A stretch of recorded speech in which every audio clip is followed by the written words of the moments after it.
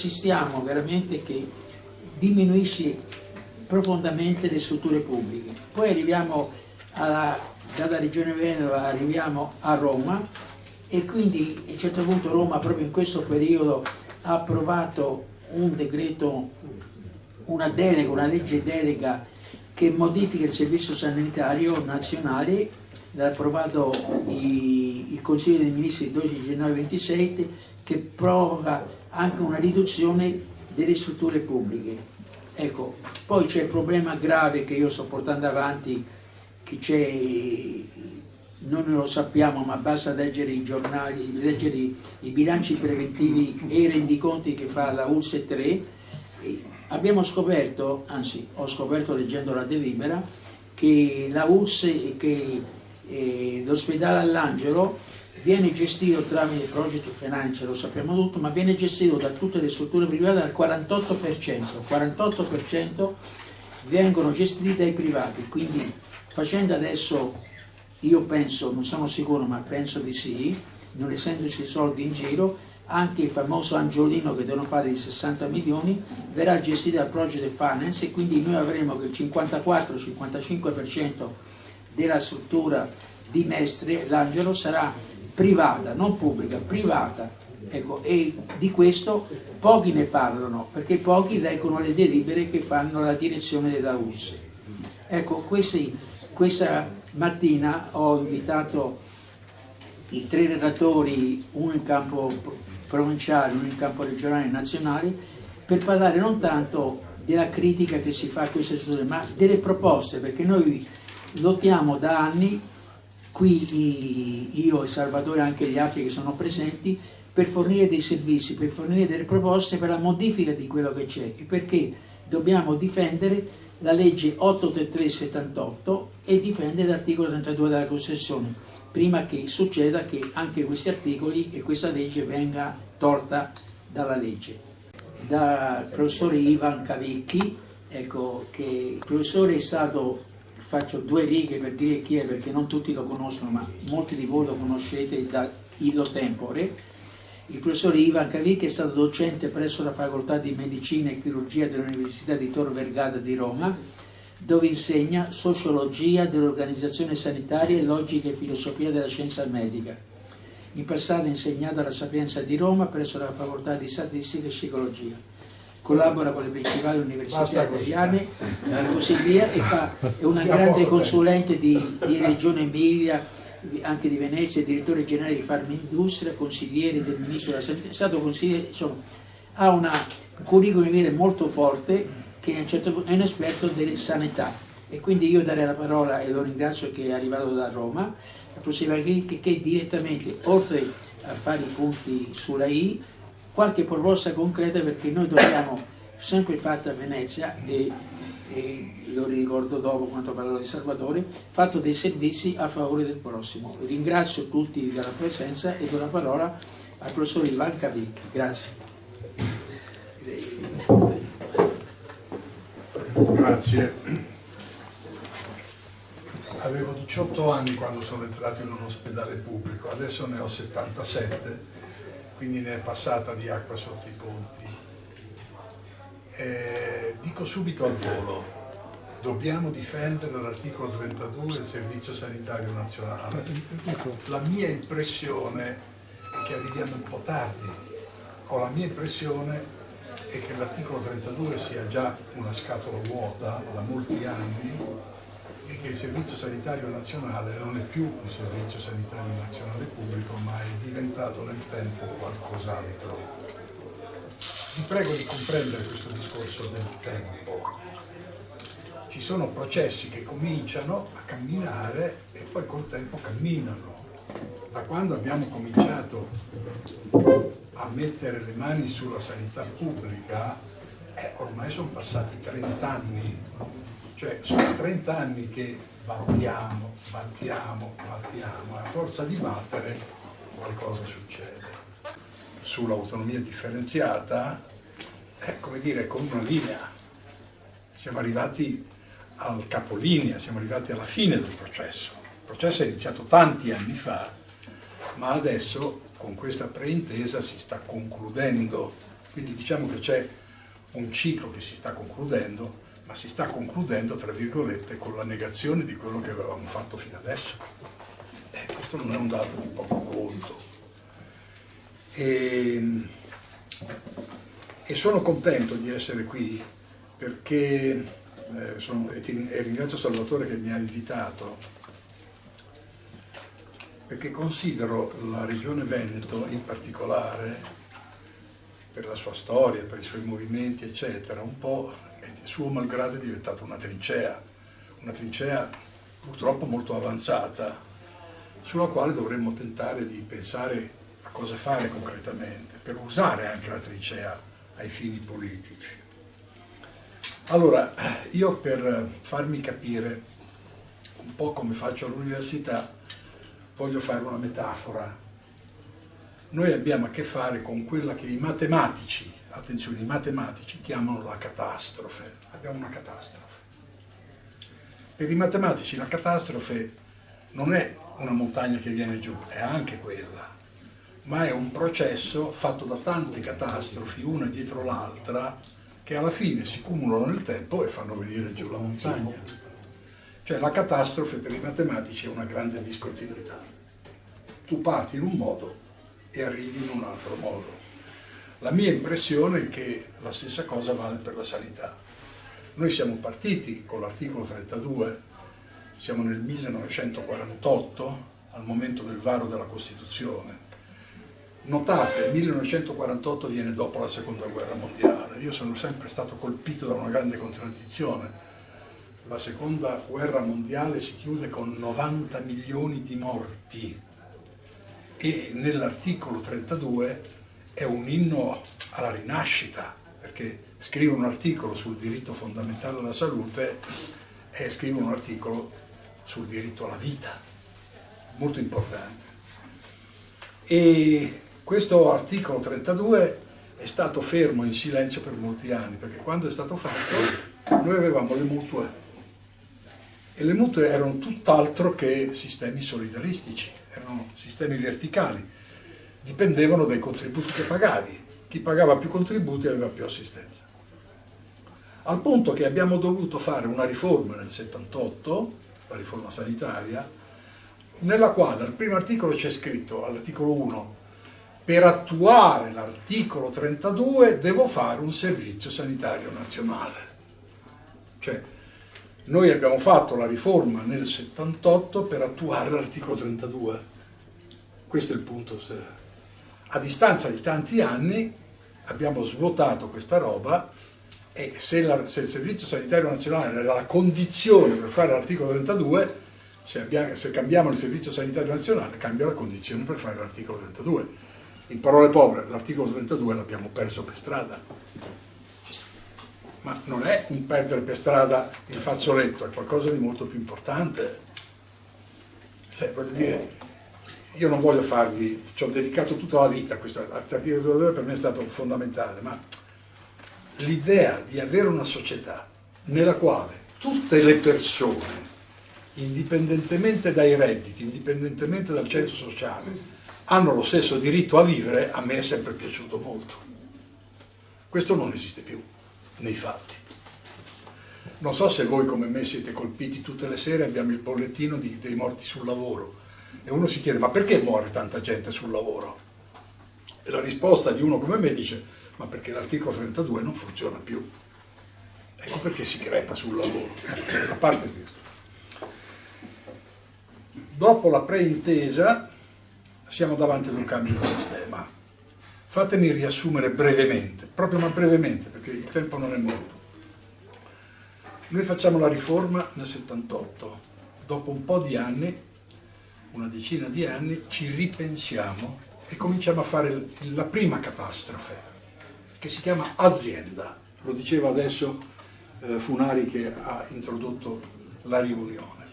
Con l'azienda al centro non c'è più il diritto della persona, ma c'è la parità di bilancio, quindi c'è una sostituzione importante.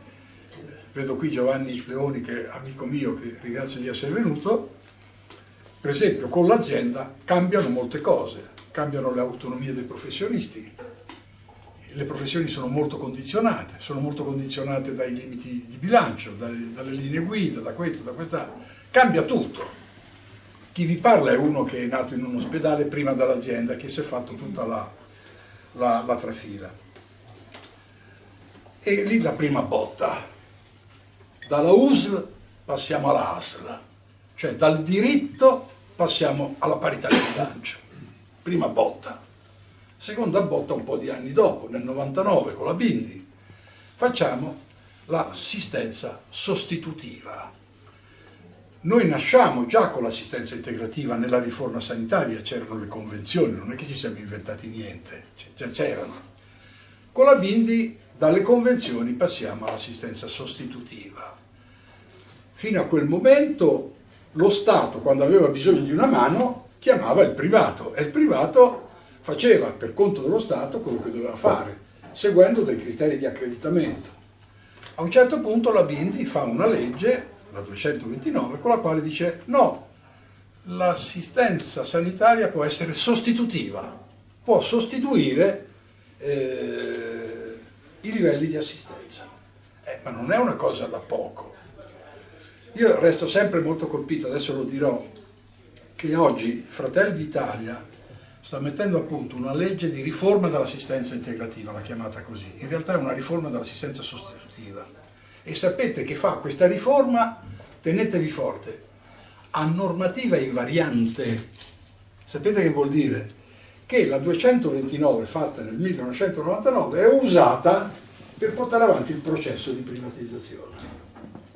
Tant'è che nei miei lavori ho cominciato a distinguere la privatizzazione della prima generazione, la privatizzazione della seconda generazione e la privatizzazione della terza generazione. Stiamo andando avanti. Seconda botta, seconda catastrofe. La terza catastrofe, che ormai è imminente, è quella dell'autonomia differenziata. L'autonomia differenziata, signori, è una cosa molto semplice. Scusatemi se la banalizzo un po', ma vuol dire semplicemente che lo Stato non ha più funzioni in tema di sanità pubblica. Le funzioni passano alla Regione, con delle distorsioni pazzesche. Quelli dell'autonomia differenziata, Salvatore, sono convinti di fare un affare, anche nel Veneto. Io resto convinto di no, perché poi alla fine i soldi bisogna tirarli fuori da qualche parte. E se tu li tiri fuori dal PIL che produci nella regione, li tiri fuori dalla tua regione. Io ci penserei su 2 volte, però ormai il treno è partito ed è difficile. E vabbè, e questa è l'ultima cosa che voglio dire, quarta catastrofe, è questa cosa alla quale accennavo, dell'idea di passare, di riformare l'assistenza sostitutiva, che io chiamo con una parola molto precisa, non è mia, la uso, che si chiama privatocrazia. Che cos'è la privatocrazia? È semplicemente un sistema che è dominato dal privato. Mi colpisce molto che io faccia questo discorso nel Veneto, perché nel Veneto recentemente, non ricordo esattamente il particolare, c'è stata una grande riunione di holding finanziarie che hanno deciso di finanziare la sanità privata nel Veneto con un sacco di soldi. Perché? Perché nel frattempo buongiorno, il privato non è più, cercate di capirmi, non è più la clinichetta di una volta, non è più il privato artigianale. Oggi il privato si sta muovendo dei soldi, perché tutti sanno che la sanità è diventata uno dei settori a più alta redditività finanziaria, anche nel breve e medio periodo. Quindi stanno investendo molti soldi, perché con la sanità si guadagna bene, si guadagna molto e si guadagna sicuramente molto. Ecco. Quindi c'è un cambio proprio. Torno a dire, la clinichetta non era un problema, il problema è un altro, sono le grandi holding, sono i grandi aggregati finanziari che si prendono e si pappano tutta la sanità in qualche modo, quindi questo è molto, molto importante. Ecco, mettendo insieme questa cosa arriviamo alla catastrofe finale. E allora il problema che io pongo, Salvatore, e lo pongo qui in questa assemblea in modo, come dire, consapevole, ma che facciamo? Come rispondiamo? come rispondiamo? Perché fino adesso abbiamo fatto il nostro movimento, ci siamo impiegati sulle linee guida, abbiamo fatto un sacco delle liste d'attesa, ma qui il gioco è diventato molto grande, e per rubare la battuta a Bersani, di dentifricio in questi 30 anni ne è uscito talmente tanto che è difficile rimetterlo dentro il tubetto. Io non credo molto a queste facili irreversibilità.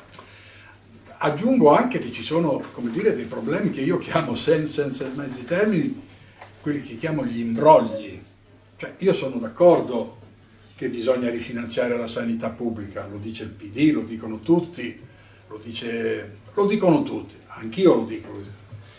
Dubito che si possa rifinanziare la sanità pubblica senza toccare la sanità privata, perché la sanità privata, signori, nel frattempo non è che è una sanità tutta privata, è molto finanziata dallo Stato con gli incentivi fiscali, e lo scherzetto degli incentivi fiscali allo Stato costa un mucchio di soldi. Quindi limitarsi a dire bisogna rifinanziare la sanità pubblica, punto, è un discorso parziale. Per poter finanziare la sanità pubblica bisogna mettere le mani nella sanità privata, cioè revocare alla sanità privata tutti gli incentivi fiscali, che sono enormi, nessuno li ha mai quantificati con esattezza, ma siamo oltre i 10 miliardi. Ecco. Allora, che si fa?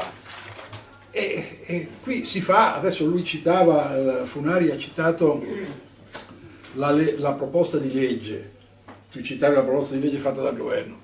Anche qui, fermatevi un secondo a riflettere.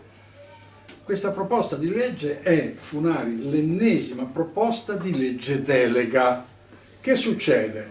Che il governo decide di delegare se stesso a riformare quello che non dovrebbe essere riformato per legge delega, ma dovrebbe addirittura essere, per il quale bisognerebbe addirittura consultare il popolo. Io non sono d'accordo a usare la legge delega per cambiare l'articolo 32 della Costituzione, ma siamo matti? Io voglio difendere la Costituzione, quindi richiamo il discorso del con molte contraddizioni.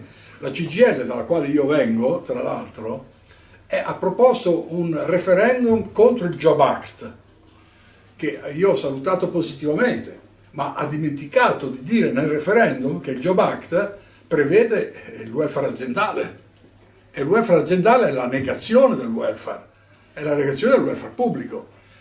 Voglio dire, a sinistra, tanto per parlarci chiaro, non ci mancano le contraddizioni. Ho capito, bisogna rifinanziare la sanità pubblica, e tu pensi che con questo sistema economico, questo casino che gira in tu riesci a rifinanziare 2 volte lo stesso sistema, pubblico e privato.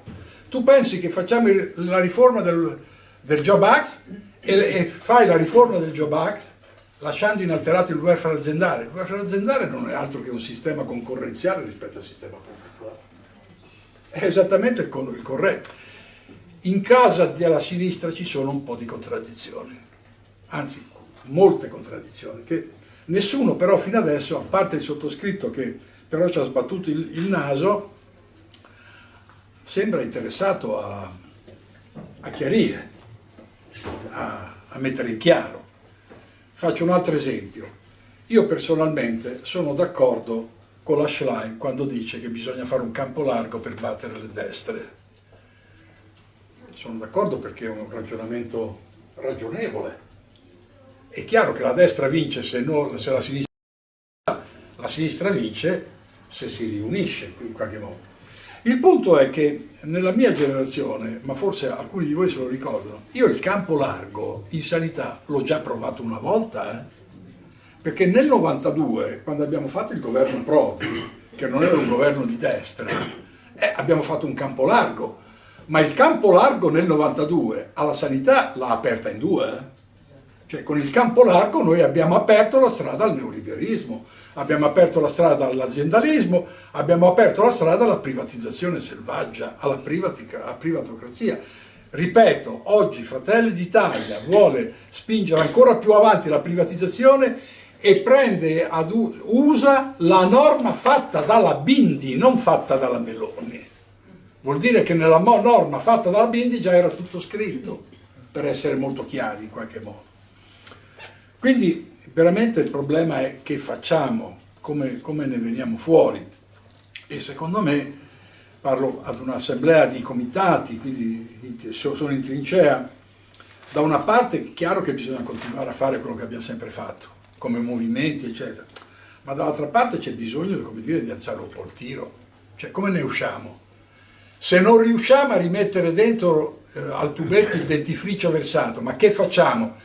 Ci rassegniamo a perdere l'articolo 32 e a perdere il Servizio Sanitario Nazionale? Io credo di no.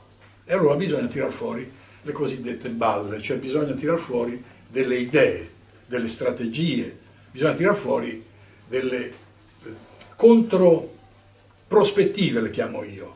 Cioè bisogna tirar fuori una controprospettiva, cioè una prospettiva che corregge gli errori fatti del passato, che ha il coraggio anche di riformare tante cose che avremmo dovuto riformare ma non abbiamo mai riformato, tante cose, e nello stesso tempo, come dire, di spingere avanti il processo.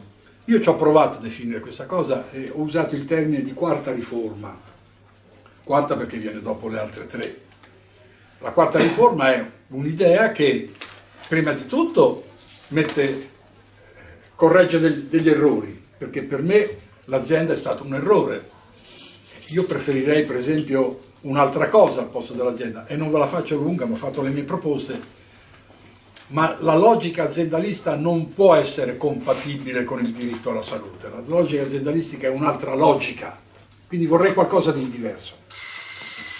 E l'errore è stato quello, non voglio essere demagogico, io non voglio una sanità tutta pubblica, al 100% pubblica, non è neanche ragionevole pensarlo, però ragazzi, nei limiti del possibile, si fa un'assistenza integrativa e si chiarisce bene che cosa vuol dire integrativa, ma non sono d'accordo ad accettare l'assistenza sostitutiva, non sono d'accordo a sostituire lo Stato con il privato.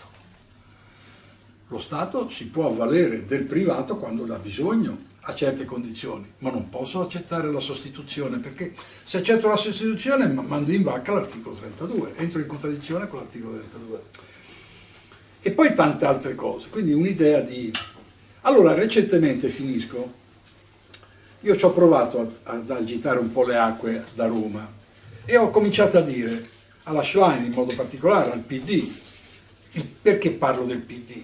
Vedete, lo dico perché ho rapporti anche molto importanti con il Movimento 5 Stelle, ma il Movimento 5 Stelle viene dopo i fuochi. Il PD è importante perché viene prima, cioè il PD è quello che ha fatto delle cose, oggettivamente le ha fatte. Nel 92 c'era il PD, nel 99 c'era il PD, il governo Prodi non era un governo di destra, quindi per forza dobbiamo fare...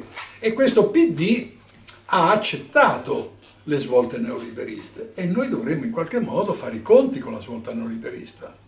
Allora, e ho provato un po' a smenare le acque e ho detto, vabbè, facciamo il campo largo, d'accordo, ma prepariamo prima una exit strategy, pensate che bella frase, exit strategy, che vuol dire semplicemente prepariamoci una strategia di uscita, come avviene in guerra. Siamo bombardati da tutte le parti, cerchiamo di venire fuori vivi in qualche modo. Ecco, questa è la exit strategy. Allora bisogna fare un accordo, bisogna tentare di capire come si fa. Allora certe cose bisognerebbe un po' prepararle prima, cioè vedere, allora questo rapporto pubblico e privato si può risolvere? Secondo me sì, in un certo modo. Il problema delle professioni sanitarie, guardate, io vengo da questo mondo, ho lavorato in ospedale per tanti anni, le professioni sanitarie sono le più sacrificate in questo processo qui. Anche questo processo di privatizzazione che continua a crescere fino alla privatocrazia, lo dico a Giovanni, amico mio, anche i medici, gli infermieri, tutti gli altri, non devono stare tranquilli, perché se cresce la privatizzazione, cresce un'altra cosa, cresce la speculazione sulla sanità. E non credo che gli operatori ai quali io appartengo avranno nel futuro tutta l'autonomia professionale che serve per far bene il nostro lavoro con un privato che vuole speculare. Sapete qual è il punto più avanzato di questa proposta che sta preparando Fratelli d'Italia sulla sanità? Ancora non è pubblica, però io ho avuto modo di dare un'occhiata. È semplicemente la sostituzione dello strumento delle convenzioni, Salvatore, con lo strumento dell'appalto.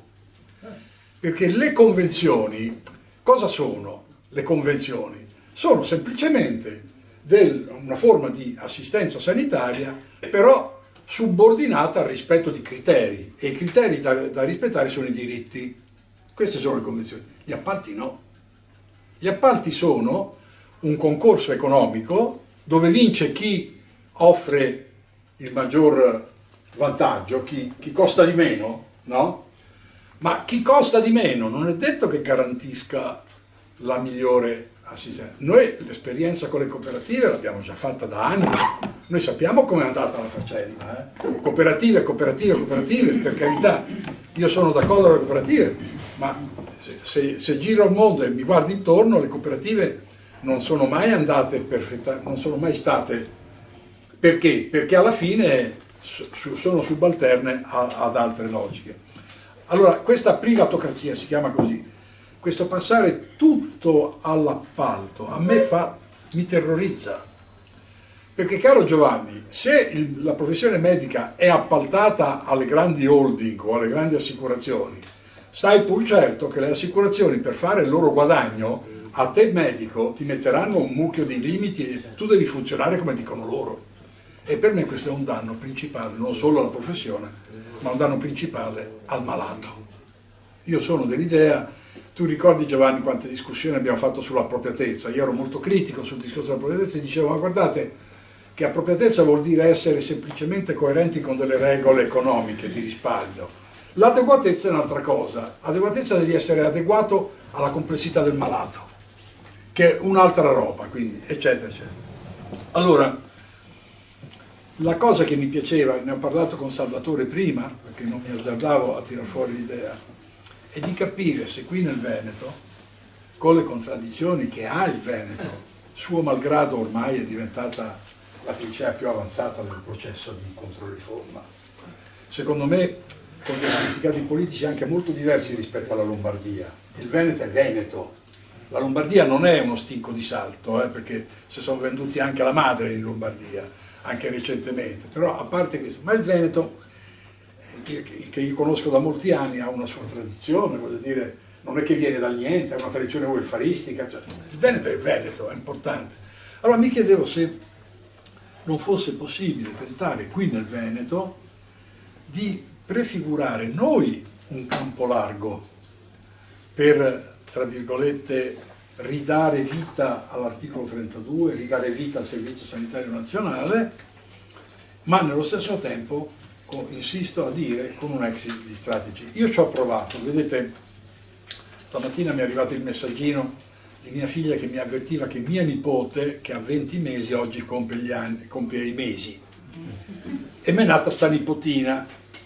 Quando è nata la nipotina, Giovanni, ho avuto chiaro davanti a me una cosa, che sicuramente mia nipote, che ha 20 mesi, non avrà né l'articolo 32 che ho avuto io e neanche il Servizio Sanitario Nazionale dal quale abbiamo cominciato. Avrà, e ci ho scritto un libro sopra, un mezzo diritto, se le andrà bene. Ora, si dà il caso che c'è stata una riforma di due articoli importanti della Costituzione, l'articolo 9 e l'articolo 41, che sono articoli sul cosiddetto sviluppo sostenibile.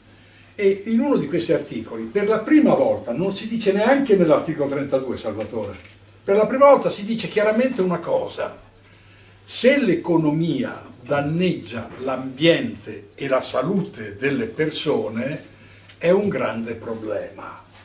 L'articolo 32 non cita mai l'economia, ma questa volta sì, e lo fa dopo più di 70 anni, perché? Perché siamo fino a qui, cioè la questione ambientale è davanti agli occhi di tutti, la questione della salute è davanti agli occhi di tutti. Allora c'è la possibilità, ecco questa è l'idea, di ridefinire i nostri vecchi ideali dell'articolo 32 del Servizio Sanitario Nazionale usando, ho quasi finito, usando la Costituzione come è scritta. Cioè non sto dicendo che mi deve inventare qualcosa, sto dicendo che però dobbiamo capire come usare quello che c'è scritto. Chi ha scritto queste modifiche alla Costituzione secondo me ancora oggi non si rende conto di cosa ha scritto, perché non è facile. Io ci ho lavorato sopra, mi sono venute delle idee e ho tentato in qualche modo di anticipare. Però è possibile, Salvatore, con delle buone idee, con delle idee con i piedi per terra, ragionevoli, pragmatiche, è possibile scrivere in un campo largo una strategia, è possibile scrivere delle idee per rifar nascere l'ideale, io lo chiamo il grande sogno dell'articolo 32, l'ideale, tra virgolette, di avere un ambiente che non sia avvelenato dall'economia. E bisogna fare dei salti, bisogna tirare fuori. Non è, io faccio il professore universitario, non è semplice da spiegare, si tratta di cambiare logica, approcci. Io mi sono inventato un'idea che la butto lì giusto per togliervi un po' di sonno alla notte, è l'idea che dobbiamo smettere di ragionare con la logica della compatibilità. La salute è compatibile con l'economia. L'economia mette gli indici di tolleranza e ho risolto il problema. C'è un'altra logica nuova che nessuno conosce, noi compresi, che si chiama compossibilità. La salute è compossibile con l'economia se tra la salute e l'economia non ci sono contraddizioni. Allora il problema è come togliere le contraddizioni. Cioè, voglio dire, delle idee ci sono, se volessimo. Salvatore, torno a ripetere, secondo me, anche simbolicamente, sarebbe molto importante che un'idea del genere nascesse da qua. Perché a livello romano, a livello nazionale, queste idee non sono proprio chiare. Cioè non c'è un clima di elaborazione, di scoperta, di costruzione della proposta. Però qui è diverso, perché tutte le volte che voi mi avete chiamato, mi avete sempre... Nasce tutto. No, non è che nasce tutto qua, perché vi monterete troppo la testa, però voglio dire, dovete fare i conti con la realtà. Ma insomma, che vi devo dire? Io stesso, che sono del mestiere, per farmi delle cose banalissime, devo mettere le mani in tasca. Adesso si paga tutto. E lo dico a chi è appassionato di politica, nessuno mi leva dalla testa una cosa, che dietro al fenomeno dell'astensionismo politico, che è un fenomeno in crescita, ci siano anche delle esperienze non intellettuali come le mie, ma esperienze concrete, empiriche della gente. Quando la gente non è curata non se lo scorda. Quando la gente deve pagare per farsi una radiografia non se lo scorda, anche quando va a votare.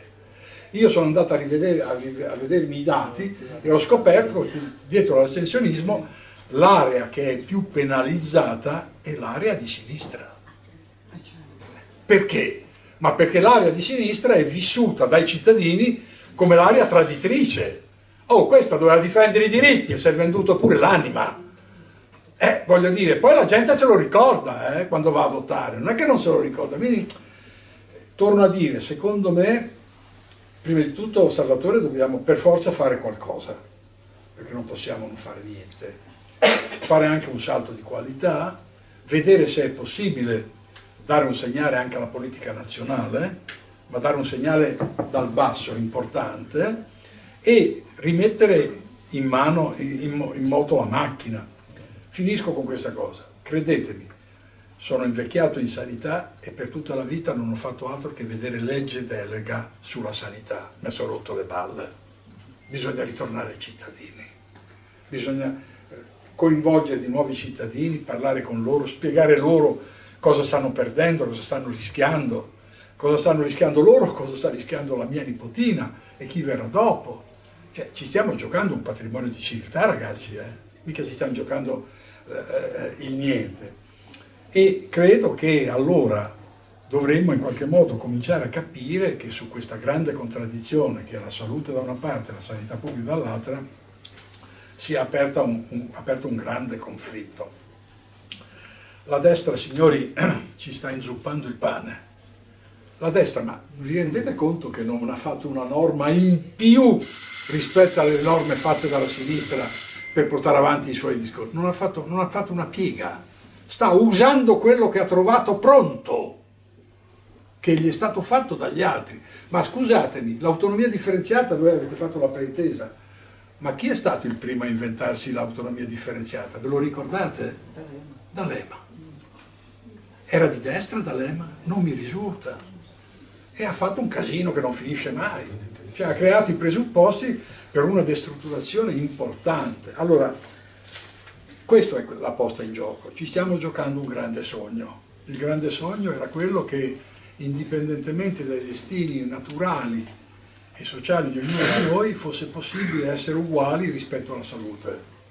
Pensate che io, adesso che ho tanti anni, mi sono accorto da poco che ho dedicato tutta la mia vita a questo sogno, e adesso che mi è rimasto solo il tempo di dire le preghiere, mi secca molto non averlo conseguito. Non vorrei, come dire, mollare le armi. Cioè abbiamo una necessità davvero transgenerazionale, ma la mia generazione, voi che siete più giovani di me, ma che cavolo diamo ai nostri in eredità? Che gli diamo? Che gli diamo? Gli diamo dei medici che sono destinati a diventare server, degli operatori che sono destinati a diventare dei burattini delle linee guida. Che gli diamo? Gli diamo degli ospedali che sono governati dal criterio del bilancio. Ma che gli diamo? È questo che volevamo noi. Quindi spero che in questa occasione si condivida la necessità di fare un sussulto, di tirar fuori un'idea un po' più forte, da organizzare. Allora, se voi decidete di andare avanti su questa cosa, io, Salvatore, te lo dico da subito, anche a costo di venire a piedi vi do una mano volentieri, perché per me questa è la vita, in qualche modo. Le idee ci sono, il movimento in qualche modo lo stiamo mettendo in piedi, bisogna ritornare al movimento, ma assolutamente non possiamo rinunciare al grande sogno, non possiamo rinunciare a sognare un altro tipo di società. E anche nel Veneto stiamo da tempo facendo tante cose, però ci troviamo molte volte in difficoltà sia con i partiti e sia anche, noi abbiamo detto che siamo contro i partiti, non siamo un partito, siamo parte civile, sociale, qualcuno ci ha chiamato un guerrieri sociali civili, quindi in definitiva andiamo avanti, però bisogna a un certo punto, e qui c'è anche la stampa, avere anche l'aiuto, e molte volte ringraziamo, della stampa e anche della comunicazione, perché è molto difficile raggiungere tutto quanto. Secondo, io ho un sogno, mi ha fatto ricordare il grande Martin Luther King, che aveva un sogno ed è riuscito finalmente, un nero è andato presidente della Repubblica Americana. Quindi i sogni bisogna mantenerli e andare avanti. Io ringrazio e dopo sarà disponibile per le vostre domande. Io lascerei la parola a Carlo Cunnegato, che lui è professore anche lui, è un filosofo, quindi oggi voliamo molto in alto. Ecco, insegnante di ruolo nella scuola pubblica, è noto nel Vicentino per il suo impegno civico e la promozione della cultura filosofica, attivista per la difesa della sanità pubblica, il territorio, l'ambiente e lo sviluppo sostenibile. Dal 2015 al 2025 è stato consigliere a Schio, nel 2025 è stato eletto consigliere regionale, è componente della quinta commissione politico-sociale e ha presentato anche in regione una mozione sulla liste di attese e un'interrogazione all'ex ospedale al mare, che dopo di questo ne parlerà Salvatore. Io lo ringrazio e do la parola al professor Carlo Cunnegato.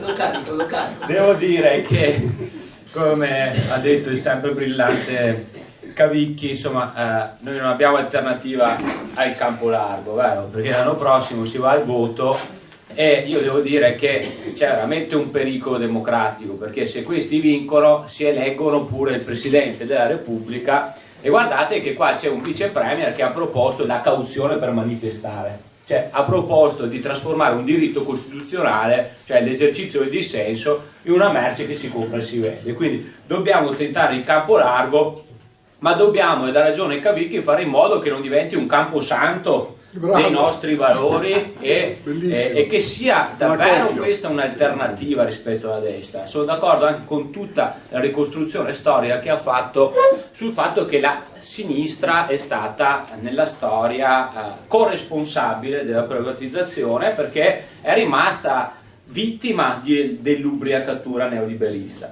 Ecco, nel mio piccolo posso dire che nel nostro territorio, e per cui non sono d'accordo con una cosa che hai detto, ma simpaticamente, no? Quando dici ci arriviamo troppo tardi, posso dire che noi insomma queste cose insieme le diciamo da più di 10 anni, no? Che parliamo della privatizzazione, è un po' di soddisfazione quando tu dici la gente se ne accorge e non vota più. Ecco, nel nostro territorio dove facciamo queste battaglie da anni, alle regionali Alleanza Verdi e Sinistra, un partito del 4%, adesso che ho preso il 22% e nella provincia di Vicenza è stato il più votato. No? Però conferma la mia idea. Confermo la tua idea, no? Non sono d'accordo che arriviamo troppo tardi, sono d'accordo comunque che questa è la strada. Io partirei da un numero, 211. Allora, noi oggi in Veneto abbiamo un tasso di anzianità di 211, cioè che vuol dire che abbiamo 211 over 65 ogni 100 under 15.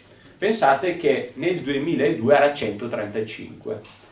Nel 1971, quando tu scendevi in piazza, era 46. Cioè, pensate com'è cambiata la società. Cioè, c'erano 100 giovani ogni 46 meno giovani, adesso siamo a 200, ma in alcune province, cioè Rovigo e Belluno, siamo già quasi a 300 e arriveremo a 300. Questo ha due conseguenze fondamentali se vogliamo entrare nel vivo del tema della sanità. La prima conseguenza è ovvia, cioè noi stiamo assistendo da anni a un aumento dei bisogni sanitari e dei malati cronici. Pensate che oggi in Veneto abbiamo 381.000 over 80 e nel 2050 saranno 680.000, cioè noi raddoppieremo gli over 80. Contemporaneamente che cosa sta succedendo? Un definanziamento della sanità pubblica, perché guardate che se la Francia e la Germania spendono il 9-10% del PIL, noi spendavamo il 7,3% durante il Covid, oggi siamo al 6,3%, ma se uno va a vedere il DEF, il Documento di Economia e Finanza, scopre che nel 2028 arriveremo al 5,93%. Ecco il combinato disposto tragico, aumento dei bisogni, diminuzione degli investimenti, che crea ovviamente la privatizzazione, non ci usciamo, e poi vi porterò qualche dato sulla nostra regione. Allora, l'altra conseguenza però è altrettanto importante. Guardate che noi non facciamo più figli, no? Noi facciamo 1,2 figli il tasso di fertilità. Semplificando, se io voglio che la generazione dei miei figli sia uguale alla mia, io devo fare 2 figli, il 2,1, ma io e mia moglie facciamo 2 figli e questi sono in 2, no? Quindi la generazione loro. Se ne faccio 1,2 vuol dire che loro sono il 40% in meno di noi, vero? Però se questo accade da 40 anni, cosa succede? Beh, ve lo dico con 3 numeretti. 1960 nascono 1 milione di italiani, 2000 nascono 500.000 italiani, l'anno scorso nascono 379.000 italiani, un terzo. Ci stiamo estinguendo. E qual è il problema qua? Beh, il problema è che in Veneto oggi c'è un tasso di sostituzione, che significa quanti sono in età da entrare nel mondo del lavoro rispetto a quanti sono in età da andare in pensione, di 30 a 100. E nel 2037, cioè tra 11 anni, mancheranno 400.000 lavoratori in Veneto. E questo è tragico per il sistema economico, ma anche per il welfare, perché mancheranno ingegneri, mancheranno mulettisti, ma mancheranno infermieri, mancheranno OS. Guardate che in provincia di Vicenza, conosco questi dati, ma credo siano uguali dappertutto, per questo fenomeno, per una mancanza di programmazione, questo è un dato dell'ordine degli infermieri, tra 10 anni, se ci va bene, avremo il 21% di infermieri in meno, se ci va male il 26%. Ecco, siamo sull'orlo del collasso. Okay? E allora, qualche suggestione sulle cose che non vanno per poi arrivare a qualche proposta. Beh, in Veneto abbiamo una medicina del territorio in crisi nera. Voi sapete che Zaia, no, per 15 anni il sindacato dei medici di base diceva: Zaia, stai sbagliando le borse di specializzazione che le mette la regione, stai sbagliando, non serviva una laurea a Cambridge ma un pallottoliere, quanti vanno in pensione, quante borse mettiamo, quindi questo non era prevedibile, mai stato previsto, quindi questa classe politica ha una responsabilità enorme, sbaglia le borse, nel 2022 700.000 medici senza medico di base. Poi Zaia, l'illusionista, cosa fa? Alza il numero di pazienti per medico di base da 1.300 a 1.500 a 1.800, per cui ecco, questo lo dice il Sole 24 Ore, non lo dice insomma il Che Guevarista Cavicchi, che la peggior regione d'Italia per numero di pazienti per reddito di base è la Lombardia, siamo sempre, e la seconda è il Veneto. Okay? Adesso avete visto la sfida delle case di comunità, ma anche lì, insomma, col Covisap lo diciamo da tempo, quando nasce questa sfida col PNRR dicevamo attenzione perché qua ci sono i fondi in conto capitale per costruire muri e per i macchinari, ma se non ci sono fondi in parte corrente per assumere personale noi rischiamo di creare contenitori vuoti. E guardate che è quello che sta succedendo, io l'ho chiamata Nastrolandia, perché la Lanzaria andava in giro, tagliava il nastro, beveva il prosecco e diceva qua ci sarà la casa di comunità, e io poi andavo a informarmi e scoprivo che di nuovo in queste case di comunità quasi sempre c'era solo il cartello, cioè Arsiero, casa di comunità Nastri, là c'era una medicina di gruppo, c'era la continuità assistenziale, c'era un oculista. Cosa c'è oggi? La stessa cosa. Quindi oggi i dati, questa è la relazione sociosanitaria del 2025 sui dati del 2024 del Veneto, un bel librone, se volete vi mando il link poi, perché ci sono un sacco di numeri interessanti. Beh, si dice che ormai che di casi della comunità tra SPOC e hub definitivamente a regime sono 3 su 101, ma resta anche qua il problema del personale. Una suggestione breve sul tema della disabilità, perché dal mio punto di vista, dal modo in cui tu tratti i più deboli, no, si vede che idea hai della civiltà. Beh, nel mio territorio c'erano un dipartimento di disabilità, tiene uno a Schio con 8 dipendenti, adesso ce n'è uno con 8 dipendenti.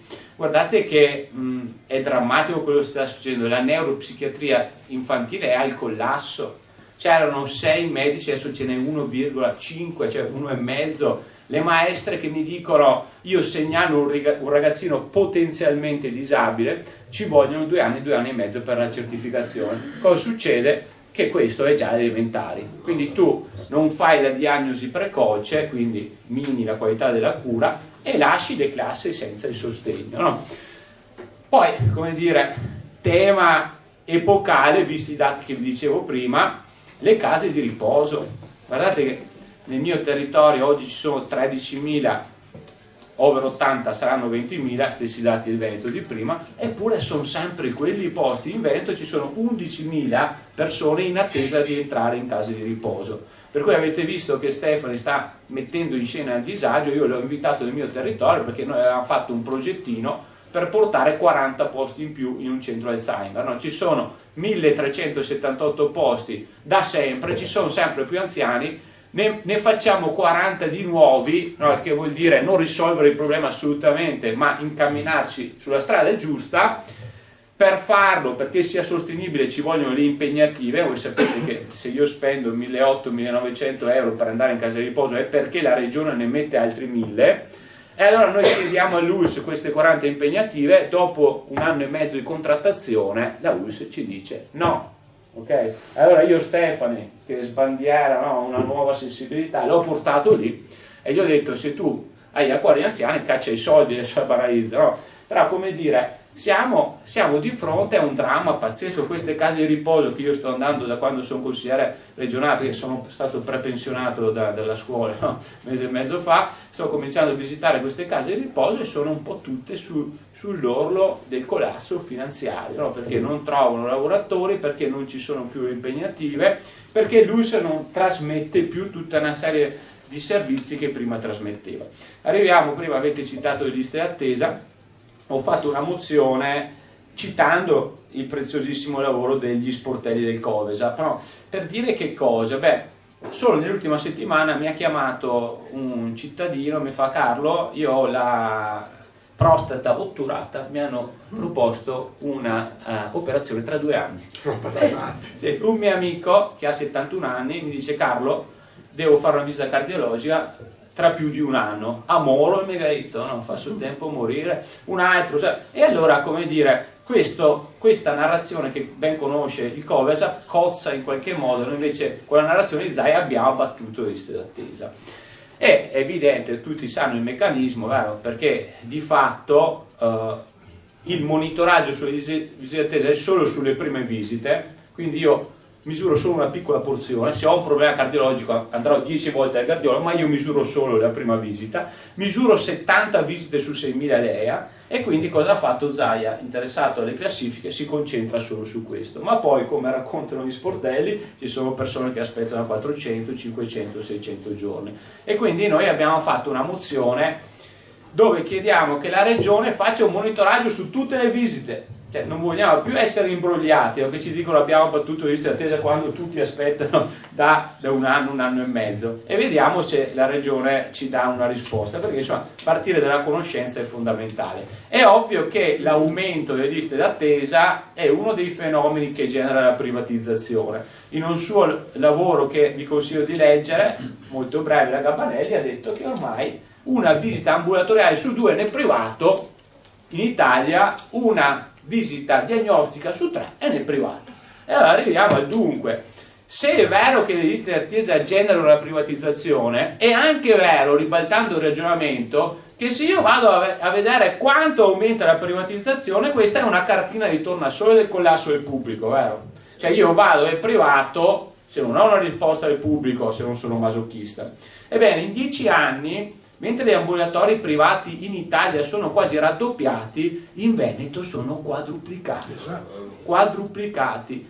E guardate che dentro questo documento ci sono dei dati interessanti, perché si scopre che nel 2024, a fronte di una spesa pubblica di 12,2 miliardi nella sanità in Veneto, 2 di questi sono andati nel privato convenzionato. Ma il dato più inquietante è un altro, perché siamo arrivati a 4,11 miliardi di spesa out of pocket, cioè che paghiamo noi.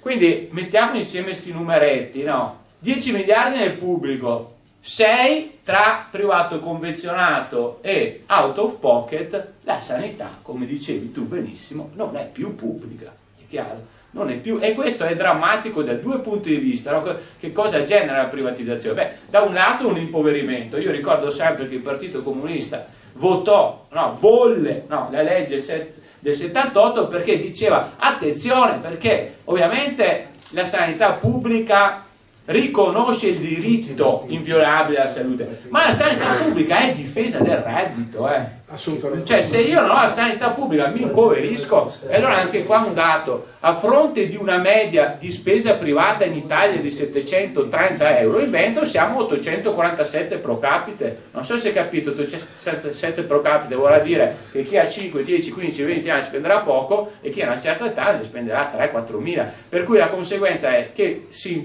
impoveriamo, perché paghiamo 2 volte le tasse e poi per e l'altra conseguenza è che c'è un pezzo di società sempre più grande che non si cura più. Guardate che lo ha detto appunto un gruppo di leninisti, sì, ma a Padova l'Associazione Nazionale Pensionati il 10% dei pensionati non si cura più. No? E ovviamente se mettiamo insieme i dati di prima, questa sarà una tendenza destinata, se non facciamo una rivoluzione, ad aumentare sempre di più, no? Se aumento gli over 80 e non aumento la spesa. Ecco, cosa fare, visto che si chiedono le proposte? Velocemente, tre idee, 3 suggestioni, non c'è il tempo per andare a fondo, però io credo che rispetto al tema degli anziani, bisogna reinvestire fortemente nella prevenzione. Cioè la prevenzione era uno dei 3 pilastri, vero, della 833, e non lo stiamo facendo. Qua c'è scritto che stiamo spendendo sempre meno nella prevenzione. Perché? Perché non si vede, Cioè io ricordo che in Finlandia c'era questa regione che si chiama Carelia del Nord, dove c'era un tasso di mortalità per infarti altissimo. Allora loro hanno cominciato a fare campagne, che costano, ma ovunque, nelle scuole, nei posti di lavoro, perché questi mangiavano solo pane e burro e pensavano che la frutta e la verdura fosse per le renne. Bene, un po' alla volta con questo lavoro hanno diminuito dell'80% la mortalità per malattie cardiovascolari. Ecco, quello che sta succedendo in Veneto è che un po' alla volta, siccome la cifra per la prevenzione è sempre più ridotta, ci si limita un po' ai vaccini, non si fanno più tutte quelle campagne che una volta si facevano. Ecco, sottolineo che anche la vaccinazione per l'influenza è in diminuzione negli ultimi anni, e questo sta determinando le conseguenze. Seconda questione decisiva è il personale, cioè o noi riflettiamo, facciamo una riflessione profonda su come attirare personale, siccome non perdere personale, perché la sanità si basa su questo e quindi su salari di un certo tipo, sulla conciliazione vita-lavoro. Io ho conosciuto un cardiologo che ha fatto 28 giorni di fila in agosto, perché se io depaupero il pubblico e invece di avere 15 cardiologi ne ho 9, questo crea un effetto domino, no? Che allontana le persone. Ma poi l'ultima questione, capisco quello che dici tu, no? È vero, come hai più volte detto, che anche l'assicurazione medica privata è un costo per lo Stato, vero? Perché le detrazioni, lui diceva, costano quasi 10 miliardi l'anno e quindi questi soldi che io potrei investire nella sanità pubblica non li investo più. Però c'è davvero una questione legata all'aumento delle risorse, perché se no facciamo i fricchettoni, no? Cioè, quando prima dicevo le impegnative, ragazzi, siano cose impegnative. Allora, a due livelli, a livello nazionale vi dico solo una cosa: il rapporto CREA dice che se noi volessimo avere in Italia una spesa che non è come Francia o Germania al 9-10%, ma in media l'Europa, dovremmo trovare almeno 50 miliardi, ok? E questo che cosa vuol dire?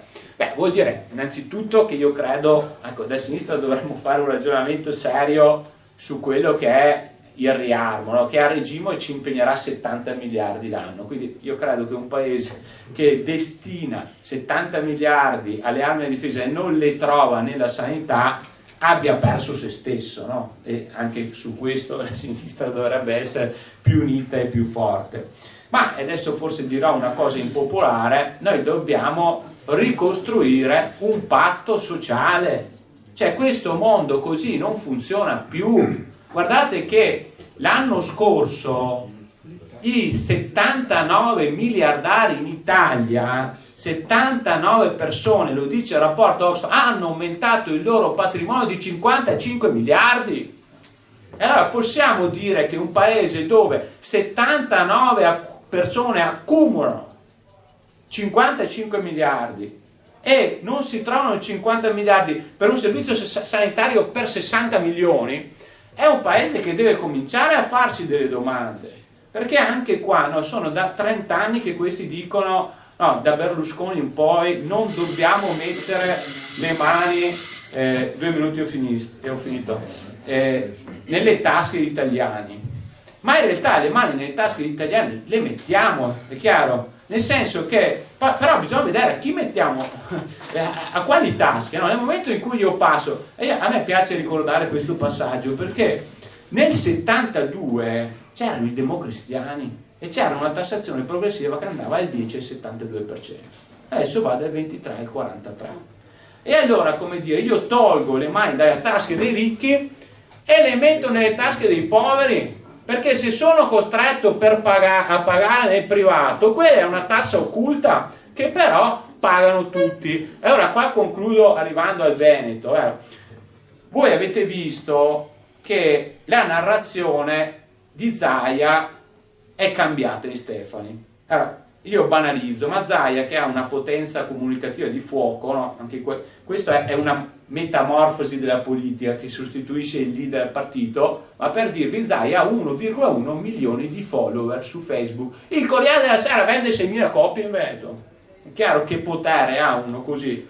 Ecco, la narrazione di Zaia era un po' questa.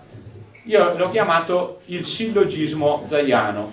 Allora, noi siamo veneti, io sono veneto, quindi siamo i migliori di tutti, ergo non c'è nessun problema, è tutta un'eccellenza, no? Cioè, se voi vedete la narrazione di Zaia, è stata una narrazione che ha sempre cercato di rimuovere i problemi. No, il Veneto è un'eccellenza, siamo i migliori al mondo, non esiste. Ecco, Stefani, che non ha la sua potenza comunicativa, ha iniziato il suo mandato con una narrazione diversa, che ci ha anche un po' sbalordito, sconcertato e messo in difficoltà inizialmente, perché sembrava un po' la nostra, no? Non so se ve ne siete accorti, ma lui ha detto: io questo disagio non posso più far finta che non ci sia, lo metto in scena. E in campagna elettorale parlavo di anziani, parlavo del disagio giovanile.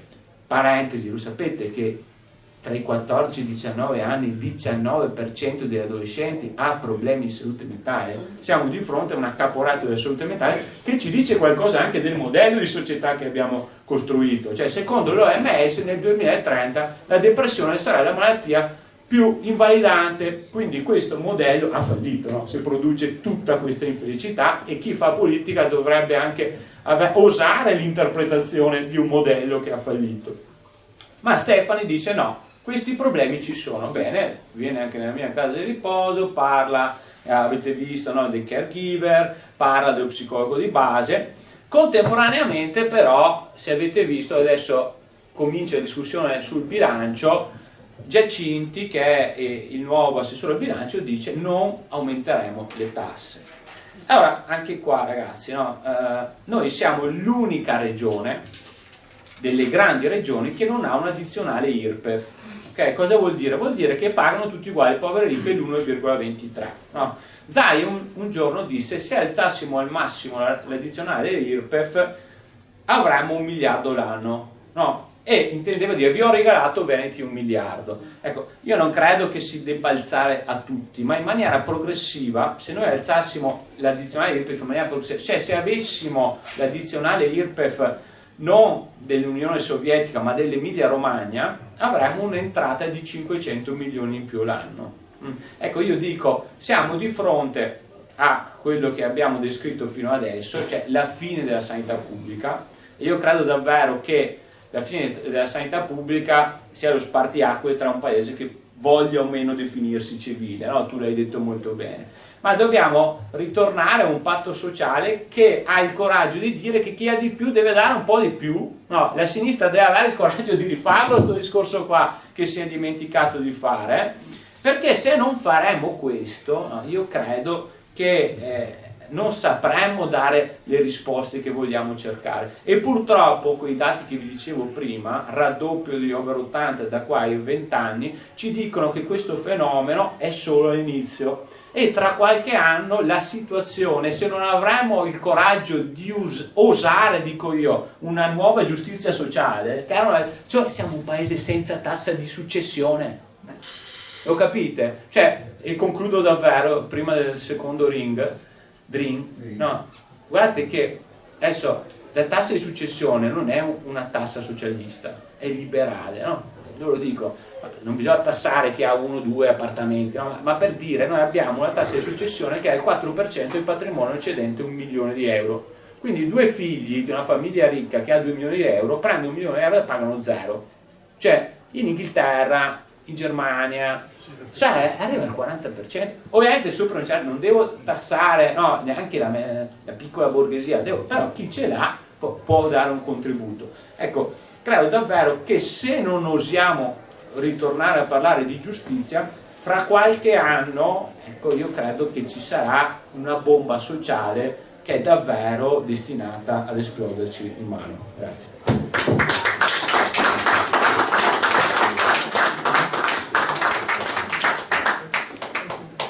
Era pronto. Dicevo, ringrazio il professor Carlo Connegato perché nel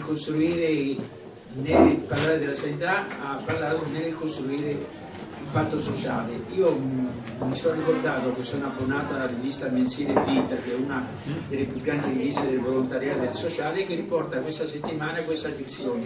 In Italia più ricchi, più ricchi, virgola, più poveri. Si diventa più ricchi, si diventa più poveri. Ecco, questo è quello che ha segnato, ha fatto un'indagine molto bella a Vita, che è molto interessante e riguarda veramente la situazione in Italia. Ecco, adesso ritorniamo invece nel nostro territorio, dulcis in fondo, come dicono i miei aviratini. Speriamo che speriamo che stanno facendo adesso il nuovo direttore generale nostro della URSS, che da domani dovrebbe funzionare dal 1 di marzo, non segua le linee attuali e non diventi anche lui un suddito del Presidente della Regione, un suddito dell'azienda zero, ecco, e che abbia a un certo punto un'autonomia di servizio. Ecco, io do la parola all'amico Salvatore, che io sono sicuro che tutti lo conoscono perché è da anni che si interessa della sanità, prima come sindacalista sanitario. Mi ricordo che anche era il mio sindacalista quando ero amministratore della USE, quindi vediamo che quando uno fa i servizi si ritrova insieme dopo tanti anni, e poi come volontario sociale e civile per aiutare i cittadini ad ottenere i servizi previsti dalla legge e dai regolamenti, specie per coloro che non possono usufruirne della gestione pubblica. E volevo ricordare che insieme abbiamo fatto grandi battaglie, volevo ricordare 3 battaglie perché noi soprattutto facciamo servizi.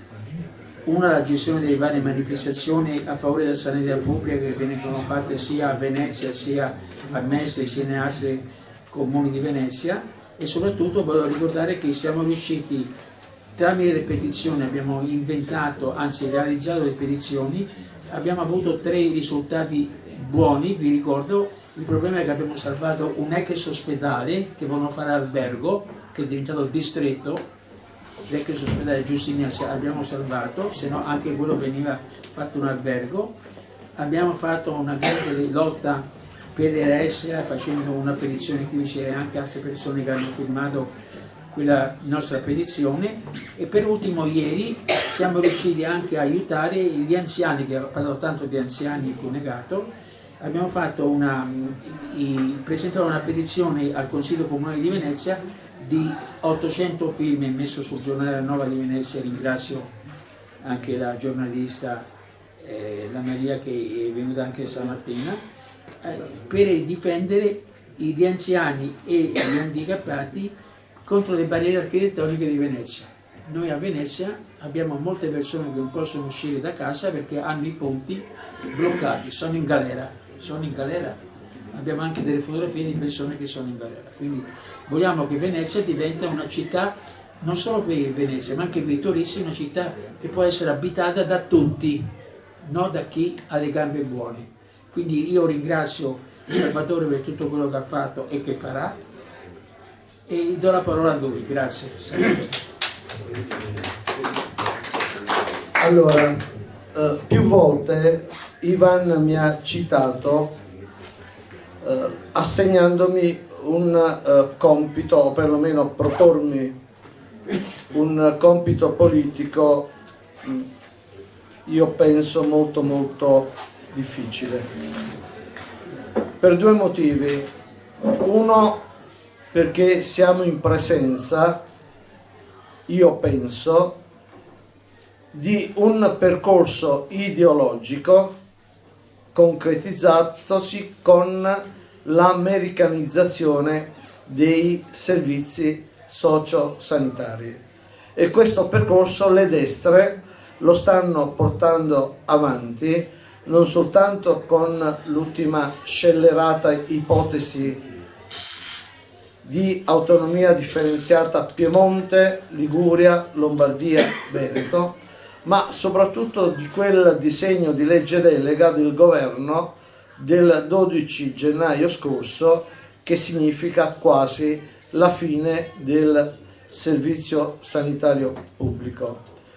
L'altra questione di enorme difficoltà è mettere assieme, non lo posso fare io, figuriamoci, un campo largo. E qui sono invece d'accordo con te, perché oggi serve non soltanto provvedimenti tamponi, ma una idea generale, progettuale di nuova riforma sanitaria. Avremo modo di confrontarci, di discutere, eccetera, eccetera, cercando di mettere assieme tutti gli attori sociali, anche qui con enorme difficoltà. Però oggi a me è stato dato il compito di capire, e possono essere anche degli utili suggerimenti, Giovanni, rispetto al nuovo direttore generale, che se è quello io ho stima. Poi bisogna capire nel momento in cui ci si insieda se effettivamente i rapporti, i contatti che abbiamo tenuto nell'ultimo periodo soprattutto per quanto riguarda la non autosufficienza, possono reggersi. Io qui sulla lavagna ho messo alcuni titoli, i primi 4 però riguardano Cunegato, perché il finanziamento dipende dalla regione e sappiamo bene, Carlo, che è da anni che la regione mette per le singole USL la stessa cifra, non mette un euro in più rispetto al fondo nazionale che viene dato. Poi c'è la questione del personale, anche qui bisognerebbe fare tanta e tanta chiarezza, perché ci si nasconde dietro al dito che c'è la carenza di professionisti. Non è vero assolutamente nulla, perché a parte qualche specialità medica, i professionisti sul mercato ci sono. Poi ci sono le schede. Non è possibile nel 2026 avere schede di dotazione ospedaliera che risalgono al 2019, e già noi nel 2019 apponemmo tante e tante critiche, non solo perché siamo in presenza di un aumento dei ricoveri, non solo perché siamo in presenza di rincorsa matta e disperata per il letto di appoggio, perché ovviamente gli ospedali sono saturi, però stride quel fatto che ci siano solo 4 posti letto di dermatologia per tutto il bacino di utenza della USL, e soprattutto sulla carta allocati nel centro storico, e soprattutto sul fatto che questi 4 posti letto sono scomparsi. La USL giustifica che però ci sono i posti di appoggio e le malattie dermatologiche di ricovero vengono seguite. L'altro dato è che siamo in mancanza, Carlo, di una programmazione regionale. Si lavora sulla quotidianità, tant'è che il piano sociosanitario regionale è scaduto il 31 dicembre del 2023. E vi ricordo che l'allora piano sociosanitario, così diceva Zaia, io vi applico il decreto ministeriale 70 per quanto riguarda il numero dei posti letto, per cui 3,7 posti letti ogni 1000 abitanti, quindi un taglio forte, però garantisco le strutture di ricovero intermedie che non sono state affatto completate rispetto a quel numero dato, e vi garantisco le medicine di gruppo integrate. Lo dicevo anche l'altra sera in Fondazione Pellicani, le medicine di gruppo integrate non sono l'associazione di alcuni medici che utilizzano lo stesso locale. La medicina di gruppo integrata, almeno il protocollo sanitario, prevede una interdisciplinarità tra le varie competenze, con la presa in carico completa dell'utente. Io vorrei approfittare, l'ho messo, dei ringraziamenti al personale. Qua c'è personale che lavora in USL, siamo in contatto per i miei progressi sindacali, che lavorano male, lavorano intensamente. Credere, obbedire, combattere, questo è il motto degli operatori all'interno degli ospedali e del territorio. E però c'è una nota positiva, lo diremo anche al nuovo direttore generale, che stranamente la settimana scorsa si sono presentati al concorso circa 200 infermieri professionali per 80 posti. Quindi anche qui gli infermieri ci sono. Basta soltanto garantire incentivi che non permettano loro di migrare verso il privato. E leggendo alcune cose, per esempio, c'è anche la questione del potere di acquisto degli operatori. La stessa USL al padiglione Rama un anno fa ha fatto un'indagine, e cioè che negli anni 80 lo stipendio medio mensile era di 800.000 lire, corrispondenti a 2.200 euro di oggi. Oggi lo stipendio medio si aggira sui 1.600. Quindi la verifica adottando il principio di becco e bastonato. Si lavora male e si guadagna poco. Poi c'è una questione di trasparenza e partecipazione. Guardate, io penso, il sentimento che ho provato leggendo gli ultimi articoli di giornali con le dichiarazioni del direttore generale, ma non soltanto quello della USL 3, di magnificenza, di autoreferenzialità, di milioni spesi investiti per le mura.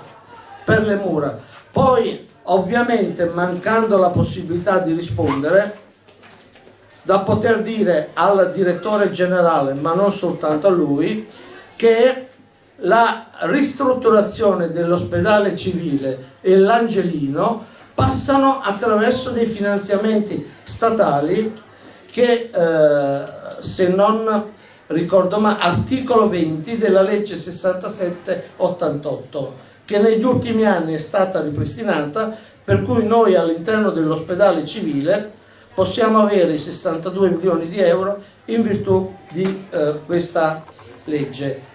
E poi che dire, o perlomeno dire poco perché sappiamo poco, sui tanti milioni del PNRR. E guardate che il PNR non è soltanto case della comunità, il PNRR è anche ospedale di comunità, è anche telemedicina, è anche fascicolo personale elettronico, è anche l'ammodernamento della strumentazione radiodiagnostica. E però sappiamo che sono state acquistate queste macchine, le macchine sono ancora, alcune di esse, sono ancora imballate per mancanza del personale tecnico.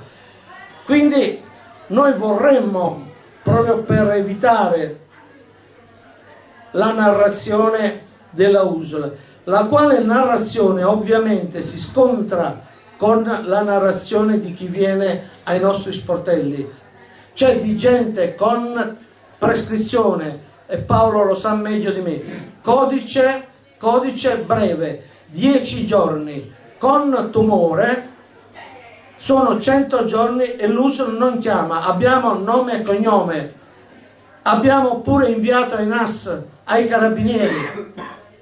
È insopportabile, perché questo cittadino non ha i soldi per spendere una risonanza magnetica di una certa entità.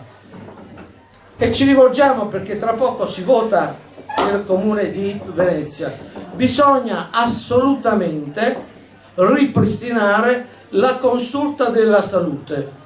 È l'unico modo per cui i cittadini possono partecipare alle forme di programmazione e pianificazione dei servizi, e per dire sempre relativi ai dati e alla trasparenza. Il sottoscritto è costretto sia in regione che all'USL ad applicare l'accesso civico ai dati, e qualora la regione risponde o l'USL risponde, quei dati sono taroccati.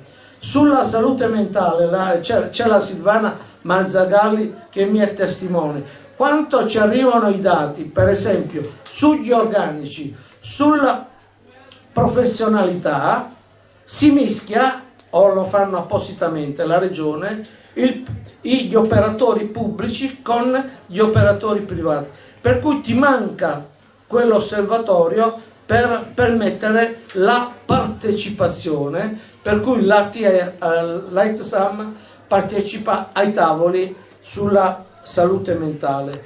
Il CIPA ai tavoli previsti dalla legge regionale 30 2016 al monitoraggio delle liste di attesa. Sono 2 anni che il direttore sanitario non convoca il tavolo. Non lo convoca per il semplice motivo che all'indomani dell'11 marzo di 2 anni fa scoprimmo un dato, che nel 2023 su 3.200.000 prescrizioni solo 2.200 furono effettuate. Quindi manca all'appello un terzo, ma è facile capire questo milione che fine abbia fatto. O pronto soccorso, poi nella esultanza dei numeri che dà contato abbiamo un aumento degli accessi al pronto soccorso, ma grazie al cavolo, se le liste di attesa sono lunghe, se mancano i medici di medicina generale, è ovvio che si ricorre al pronto soccorso, oppure addirittura, lo diceva Carlo, si rinuncia alle cure. Poi c'è la questione della specificità veneziana. Guardate, adesso rappresentanti dei partiti, destra e sinistra, i candidati sindaci, stanno premendo apparentemente sulla questione della specificità di Venezia, ma in sanità ricordo che c'è una legge regionale statutaria e c'è anche il piano sociosanitario regionale 2019-2023 che riconosce la specificità. Qual è il punto debole di queste 2 normative? È che purtroppo la regione dal 2012 alimenta il fondo semplicemente con 18 milioni di euro. Quindi noi continuiamo a dire, piaccia o non piaccia, a contato che finalmente l'abbiamo perso, che Venezia e isole devono continuare, anzi devono essere riconosciute dalla regione zona disagiatissima, ma non perché noi vogliamo regalare soldi, incentivi ai medici di medicina generale. Tra l'altro la zona disagiatissima è prevista dal contratto dei medici.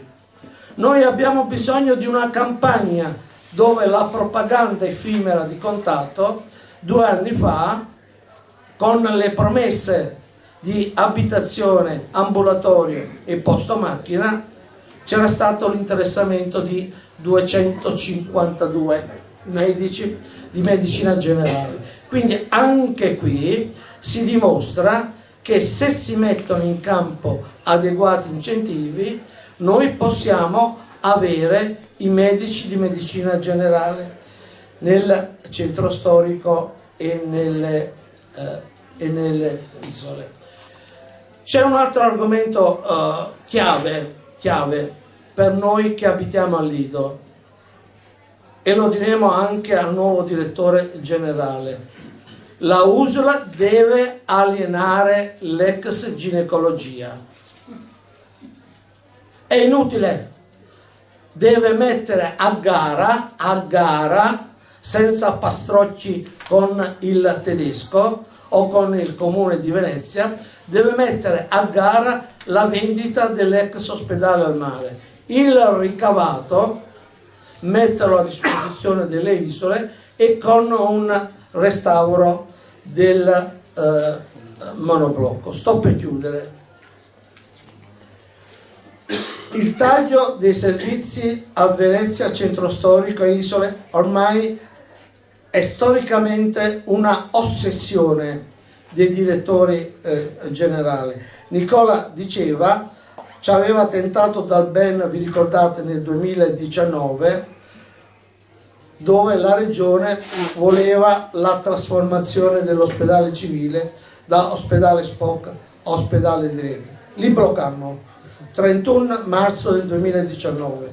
Poi hanno tentato con il distretto Giustinian, ma anche qui, Nicola, dobbiamo stare attenti, perché un uccellino ci dice che alcuni servizi distrettuali dal Giustinian già stanno passando al civile. Il civile ormai è saturo, non possiamo più mettere dentro, oppure addirittura la fantomatica casa della comunità, anzi reparto casa della comunità. Non abbiamo capito nulla di cosa dovrebbe essere una casa della comunità. E l'altra ossessione dei direttori generali è l'impoverimento, il depauperamento dei servizi che loro considerano di serie B, i servizi territoriali.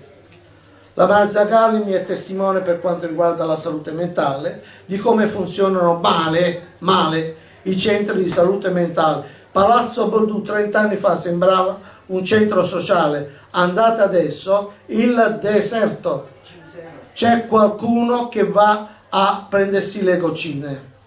Così funziona il centro di salute mentale Palazzo Boldù, per dire così con i SELD, per dire così con i consultori familiari. E addirittura laddove non si riesce ad impoverire il servizio, si aumenta il carico di lavoro. L'esempio è la fisioterapia. Per cui è stato dato ordine che bisogna abbreviare l'orario per quanto riguarda le prestazioni. Ultimi 2 capitoli. Le liste di attesa. Non è vero assolutamente che siamo in presenza di abbattimento delle liste di attesa. I nostri 10 sportelli stanno aumentando il numero delle telefonate, delle chiamate. Sono disperati perché non riescono ad avere la visita nei tempi previsti dal codice di priorità. Paolo è buon testimone e dobbiamo ringraziare le impiegate dell'URP, che sono molto gentili, e però rispetto ai disservizi l'URP può fare poco o niente nel rispondere ai nostri ricorsi, tant'è che ormai i ricorsi li inviamo alla ULS e per conoscenza ai carabinieri NAS di Treviso. L'altro argomento si è soffermato molto Carlo sulla demografia. I dati sono indiscutibili. Qual è il punto? Che manca uno straccio di progetto per quanto riguarda e la domiciliarità e la residenzialità.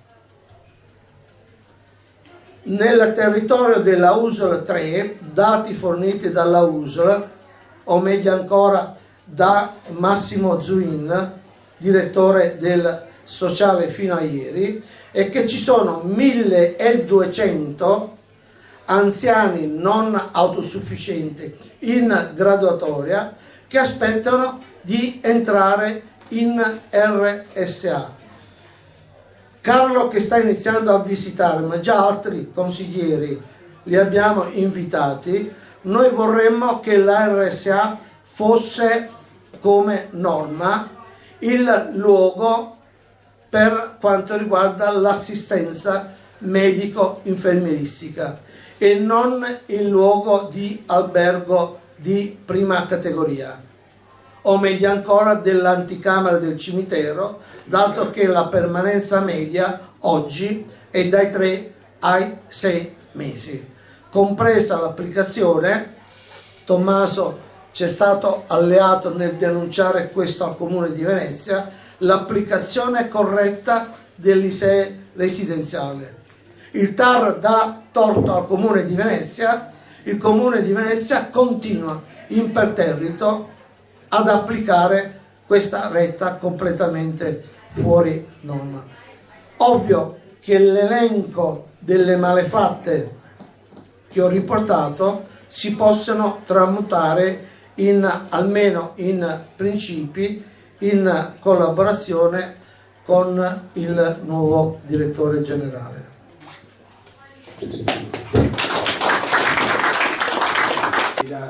Per Venezia non si fa nulla. Io mi ricordo che già nel 1992 volevano chiudere l'ospedale civile perché mi hanno obbligato a non fare il Semerani II nel 92. Se io non facevo il Semerani II, Venezia non aveva ospedale.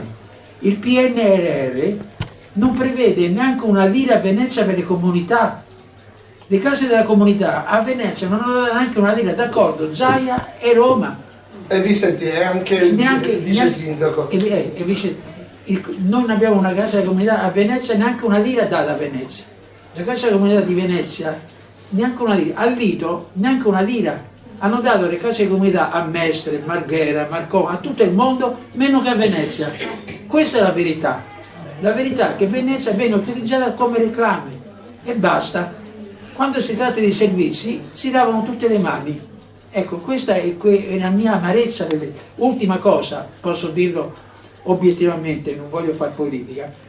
300.000 euro che sono stati spesi per lo stadio di Mestre erano spesi per Venezia e l'Europa li dava gratis a Venezia, 300.000 euro gratis a Venezia. Hanno preferito con i soldi del comune fare uno stadio a Mestre. Questa è la verità. Quindi l'amore per Venezia, cerchiamo di amarla Venezia come la amo io che sono non veneziano. Quindi darei la parola adesso al pubblico e vi ringrazio di tutto quanto avete sentito. Prego, chi vuole parlare? Chi vuole? Giovanni sicuramente. Giovanni, do la parola a Giovanni. Io vi ringrazio dell'invito, devo dire saluto l'amico Ivan, benvenuto al nostro consiglio regionale, ringrazio assolutamente voi amici con Salvatore Nicola che mi avete invitato qua. Io purtroppo faccio vari lavori in questo periodo, ne faccio 4 per esattezza, e la dimensione nazionale mi ha portato a fare 3 volte il Giro d'Italia, adesso sto facendo il 4º giro come vicepresidente nazionale, però nasco come sindacalista, sono il segretario regionale della CIMO, che è un segretario di licenza medica, che prima delle elezioni ultime nazionali ha fatto un'analisi sui programmi dei partiti. Parliamo di politica, cominciamo con la politica. Allora, vedo con piacere che si parla di sanità, non solo noi addetti ai lavori, va bene? Perché se facciamo l'analisi, ed è disponibile ancora sul sito del mio sindacato, dei programmi dei partiti prima delle ultime elezioni nazionali, vediamo che la sanità non compariva totalmente nei programmi del centro-destra e c'era qualche accenno nei programmi del centro-sinistra, pochi accenni. Adesso si parla di sanità come il primo problema nazionale, ripetutamente e in progressione. Dobbiamo ringraziare tutti e fare una manifestazione a favore della Corte dei Conti. La Corte dei Conti non è un organismo politico, è un organismo contabile, fa i conti. Hanno inaugurato l'ultimo anno, qualche giorno fa, è stata pubblicata la relazione della Corte dei Conti per quanto riguarda la salute e la sanità in Italia. Praticamente è un programma sindacale di difesa. Leggete quello, fate forse per quello che vogliono cambiare, d'accordo? Ma trovate tutto quello che avevo detto oggi, in particolare sul fatto che in proporzione a quello che è stato come aumento di investimento in miliardi, l'aumento in proporzione, diciamo, è assolutamente insufficiente perché non copre neanche quelli che sono i costi dell'inflazione. Il Servizio Sanitario Nazionale viaggia sui 185 miliardi più o meno, ma perché? perché 41 miliardi li tiriamo fuori noi come cittadini di casta nostra, il cosiddetto out of pocket. E chi lo tira fuori in proporzione massima?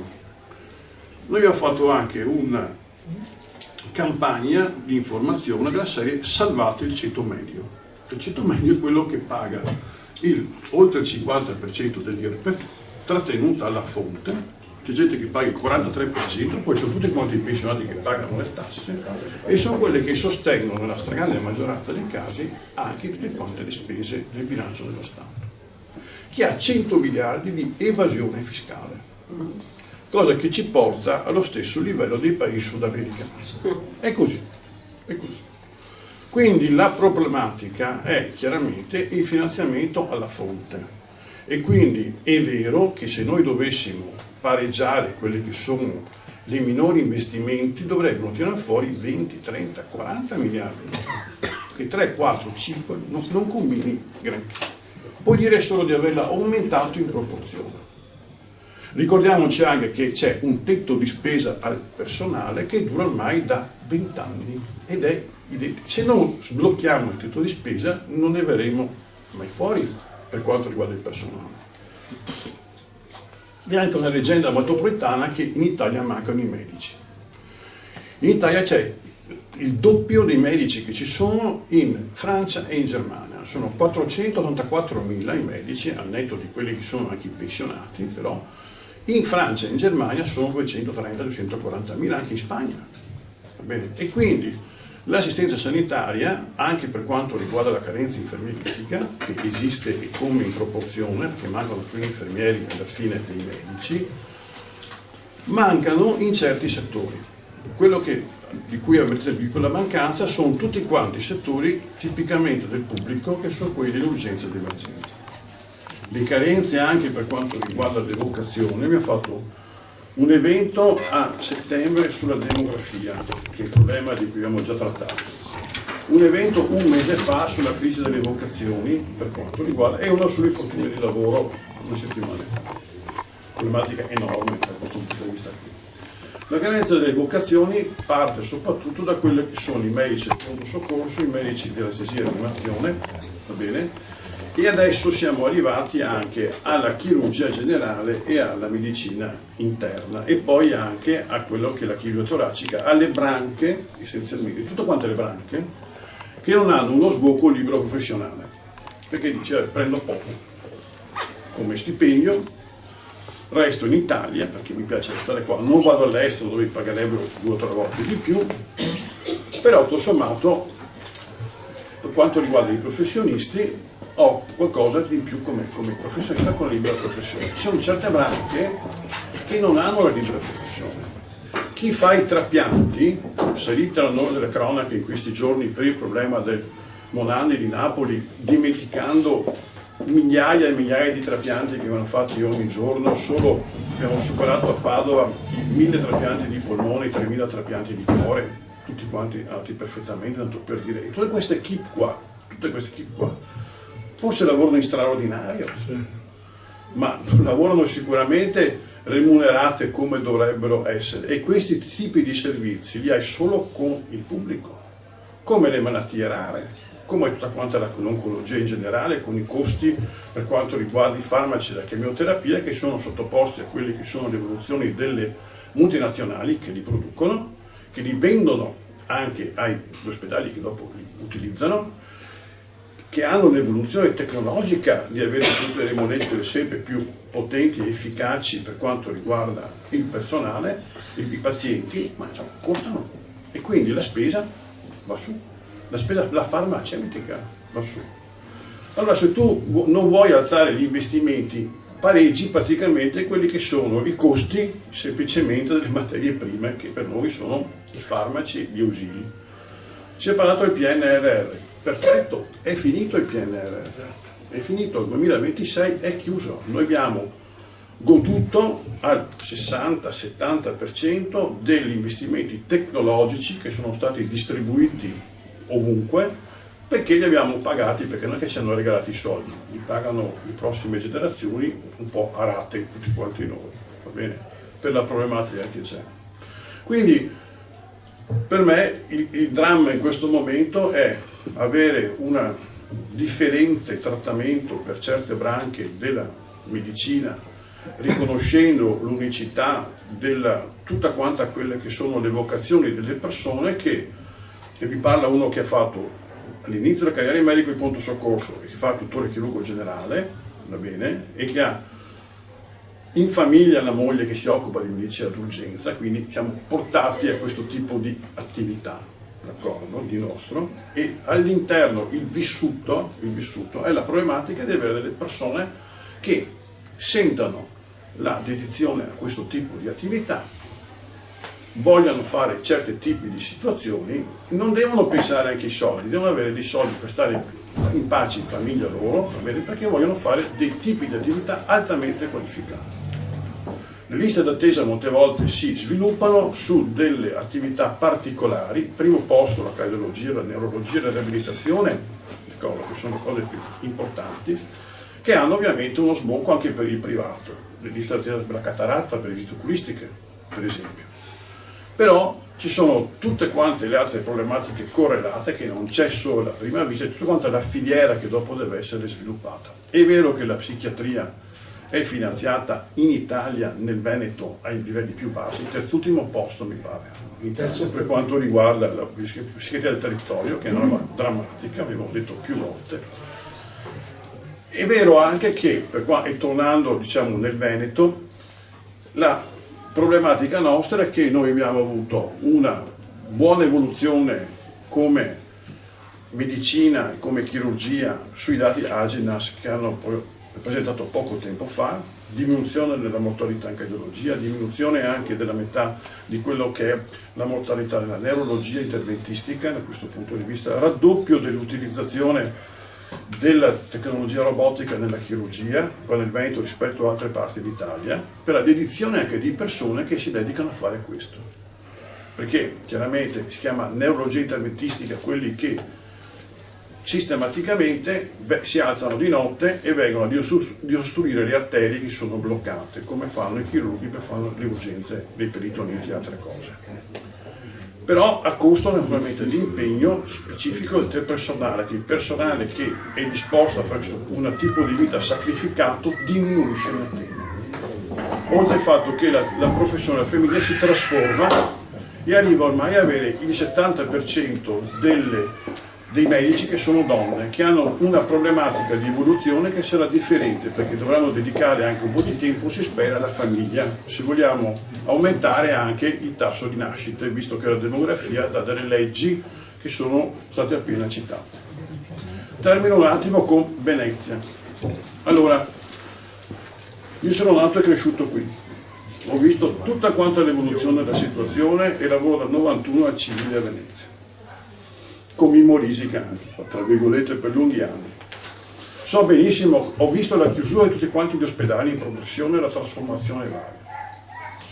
Ho visto anche il contatore mitico di Campo San Bortolo, che è arrivato a 47.000 abitanti in centro storico, più 17.000 sulle isole, più o meno a occhio. Quindi noi abbiamo un bacino di potere politico di 70.000 abitanti. Questo è quanto. È vero, possiamo parlare della specificità veneziana. Qui siamo molto tornati. Noi abbiamo il 70% dei medici e degli infermieri che viene da fuori Venezia. Ormai i residenti che lavorano, vanno a lavorare come me sono pochissimi, e quando sparirò io e qualcun altro avrete tutta quante persone che vengono da fuori. È verissimo, bisogna avere degli incentivi reali più ampi di quello che sono gli appartamenti e la foresteria, perché Venezia, chi ha comprato Venezia e viene da fuori vuole guadagnarci su. La gente che ha preso mano a tantissime attività commerciali, attività, non sono veneziani, è gente che utilizza Venezia come richiamo internazionale per guadagnarci. La problematica del prossimo sindaco probabilmente sarà cercare di contrastare questa evoluzione, partendo anche da quelli che sono le necessità dei residenti, che saranno, ahimè, sempre più anziani e sempre più bisognosi di cura. Mi ci metto dentro anch'io, sapete, perché tra poco tempo passo dall'altra parte della barricata, quindi La problematica è una cosa che interessa a tutti, sia come l'accessibilità. Le pedane sulle zatte le hanno messe per quanto riguarda la Venice Marathon, poi sono rimaste lì, per esempio, va bene? Hanno fatto un ponte accessibile vicino a casa mia, d'accordo, ne ho visti altri, è verissimo. Se uno sta male o probabilmente le stampelle, spostarsi a Venezia con tutti i vaporetti che sono intassati di turisti è un bel problema nella stragrande maggioranza dell'anno. Dipende. Il problema sarà avere una voce o anche un'attività di tipo sociale se nel Veneto, nella loro grandezza, nella loro disposizione d'animo anche di considerare questa enclave veneziana, ormai siamo una enclave, diciamo, nei vari bilanci regionali, ci sarà un occhio particolare anche per noi residenti.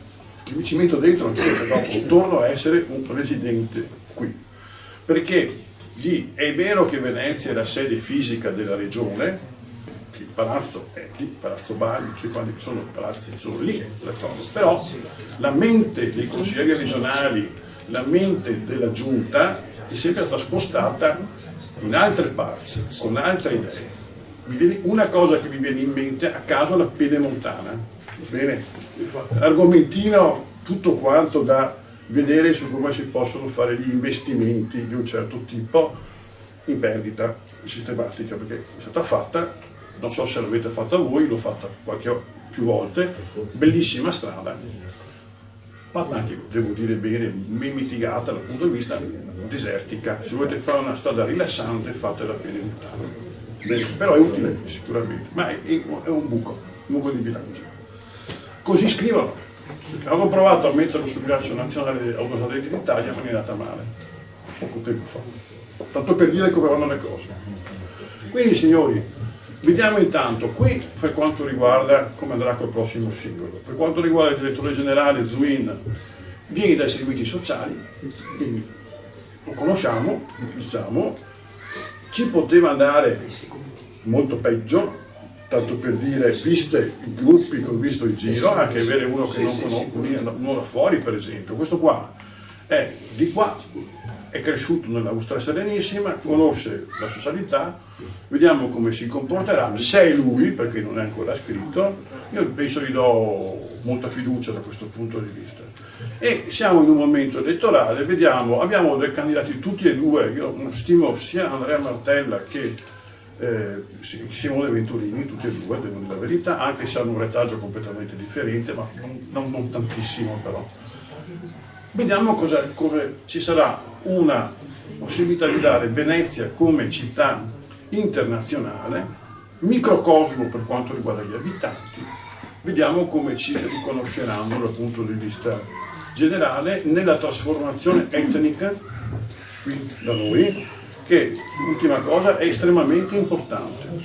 Noi abbiamo una concentrazione di popolazione del Bangladesh e di altre etnie, qua proprio nel centro Venezia Mestre, Marghera, che non è paragonabile in altre parti d'Italia. Lo dà la ristorazione, gli hotel, la Fincantieri, quindi dovremmo tenere conto anche di quella che è la trasformazione etnica che noi vediamo negli ambulatori tutte le mattine. Io ho il 30% delle persone che viene in ambulatorio, ma non ancora lo faccio, che sono stranieri, naturalizzati o di importazione. Quindi avremo anche qui una evoluzione anche per quanto riguarda le nostre etnie. Grazie. Allora, Maurizio Cecchinato e la Silvana, Tommaso e Sensini.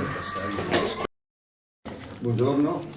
Saremo molto rapidi. Noi abbiamo tirato alcune conclusioni sul tema della sanità per la Fondazione Pelicani. Abbiamo fatto insieme al collega, io vengo da sanità territoriale, lui medico di famiglia. E ci fa piacere che più o meno le conclusioni a cui siamo arrivati e ciò che abbiamo esposto ricalca quello che è stato detto qua stamattina. E non poteva essere che così, perché chi è sul pezzo questi problemi li vede.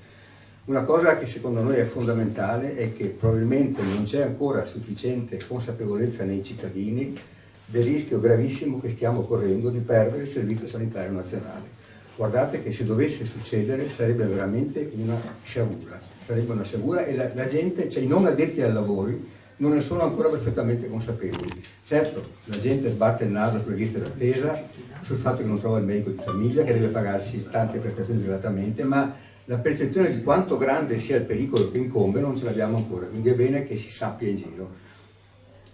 Di tutta la crisi del Servizio Sanitario Nazionale, quello che sicuramente è più in difficoltà è il settore del territorio. La sanità territoriale è in gravissima difficoltà e questo vuol dire i medici di famiglia, da un lato, e i servizi dell'azienda sanitaria per il territorio, che vuol dire il consultorio familiare, i servizi per la salute mentale, i servizi per le dipendenze, i servizi per le disabilità. Sono tutti servizi in cui c'è carenza e le risposte ai soggetti fragili non sono quelle che ci vorrebbero e quelle che gli operatori sarebbero in grado di dare.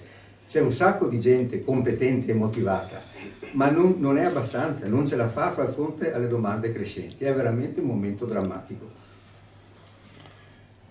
Una cosa che diceva il consigliere fondamentale, si investe poco ancora sulla prevenzione. La salute mentale e la prevenzione sul territorio non sono sufficientemente supportate.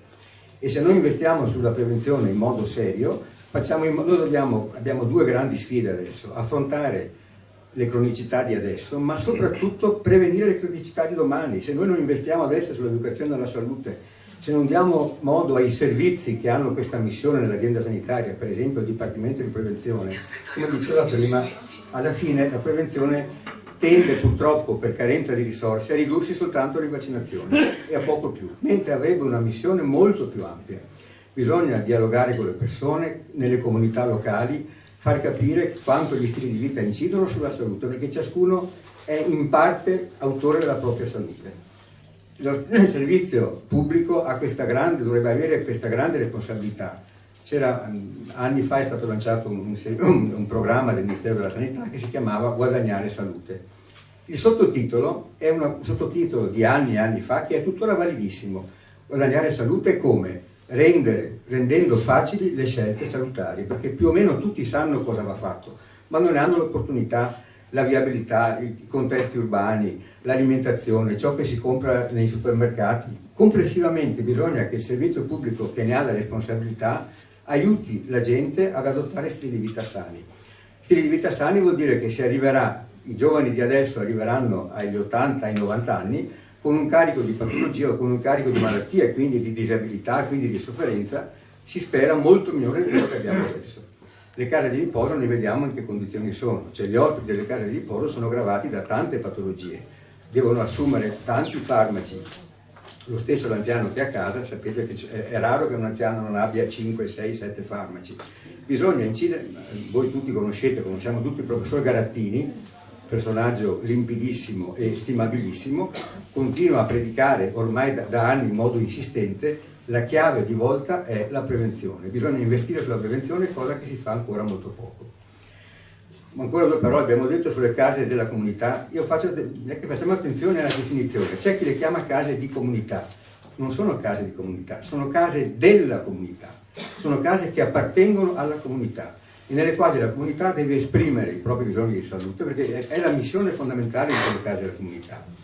Se noi non presidiamo questo aspetto, e cioè che nelle case della comunità, la comunità a livello di singoli, di associazioni, a livello di sindacati, cioè tutte le realtà vive del territorio devono esprimere nella casa di comunità i bisogni di salute e chiedere, e dico anche pretendere risposte al servizio sanitario. Altrimenti, se non facciamo questo, la casa della comunità rischia di diventare un poliambulatorio di prossimità, una qualche riverniciatura. Bisogna invece tenere forte questo aspetto innovativo, fortissimo, perché, ripeto, si chiama casa della comunità non a caso, altrimenti poteva rimanere il vecchio nome di casa della salute. Invece è stato proprio messo il focus sulla comunità.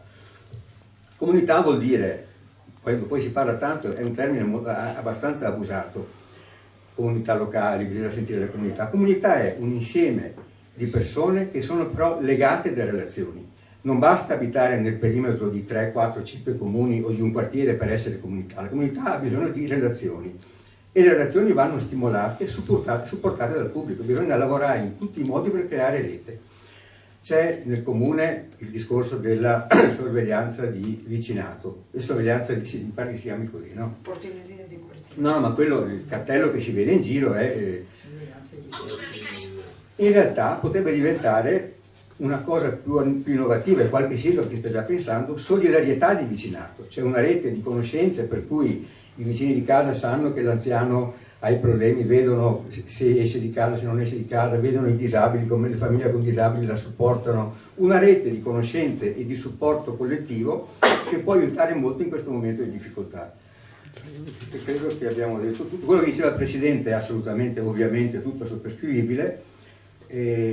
Una cosa importante secondo me è che se non viene tolto questo sciagurato tetto di spesa non se ne va fuori, e qua credo che tutte le parti politiche hanno la loro parte di responsabilità e potrebbero farsi parte diligente, perché il tetto è lì, tutti se ne lamentano, ma continua a stare là ed è un macigno che pesa sullo sviluppo del nostro servizio sanitario. Un'altra cosa importante, prima lei parlava di che rischiamo di pagare 2 volte questo servizio, pagando le tasse e pagando la prestazione privatamente perché il servizio non me la dà, ma non è esattamente così. Pagando le tasse quelli che le pagano, perché c'è l'altra metà che non le paga. Allora chi non paga le tasse per il pronto soccorso giustamente ha diritto al programma d'urgenza, al ricovero in ospedale, tutto quello che serve. Bisognerebbe pensare in quest'ottica di solidarietà, perché alla fine se la coperta è corta e se la tira tutto uno dalla parte c'è qualcuno che resta inevitabilmente al freddo. Mi pare che Sandro si dire qualcosa sulle volevo medicine di gruppo. Sì, aggiungere questo, no?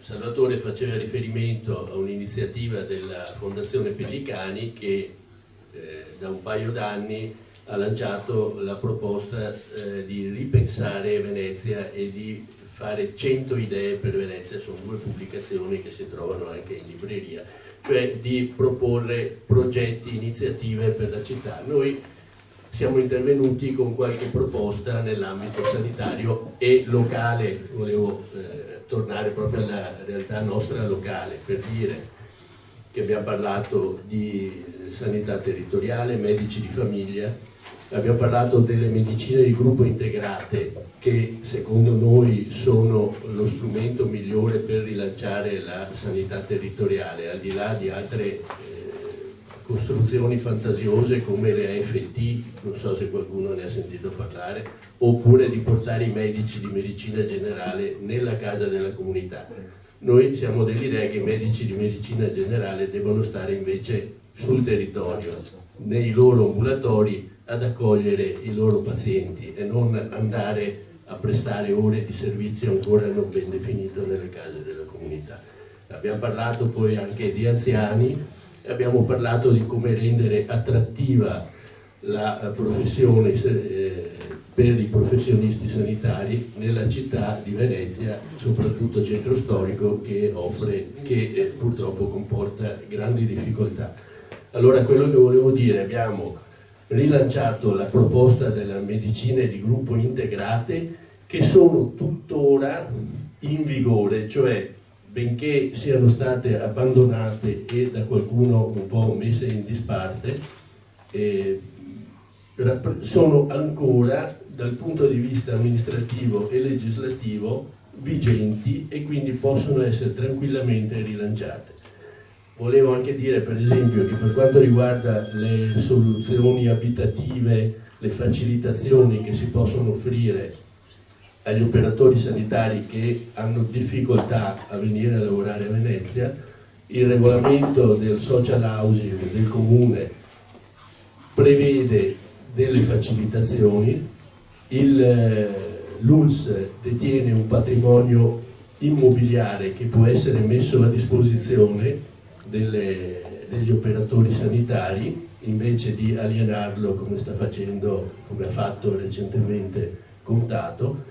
E per esempio, tornando anche agli anziani, volevo ricordare che i movimenti di Salvatore e di Nicola hanno portato a far approvare dal Consiglio Comunale nel luglio scorso una mozione bipartisan che impegnava il sindaco a vigilare su tante problematiche delle RSA,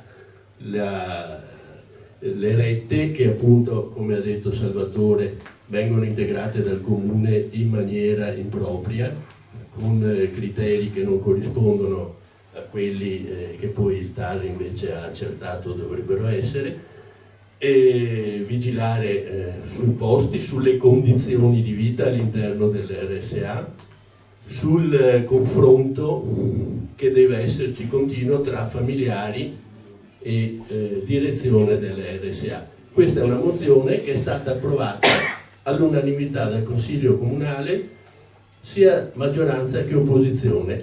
L'importante è che venga tirata fuori da qualche cassetto dove probabilmente è finita. Quindi voglio dire, ci sono strumenti per migliorare la situazione sociosanitaria del comune già a portata di mano, senza bisogno di inventarsi nuove leggi, nuove disposizioni o delibere. Maurizio l'altra sera ha ricordato una cosa importante, cioè che c'è questa congiuntura astrale in questo momento per cui Regione,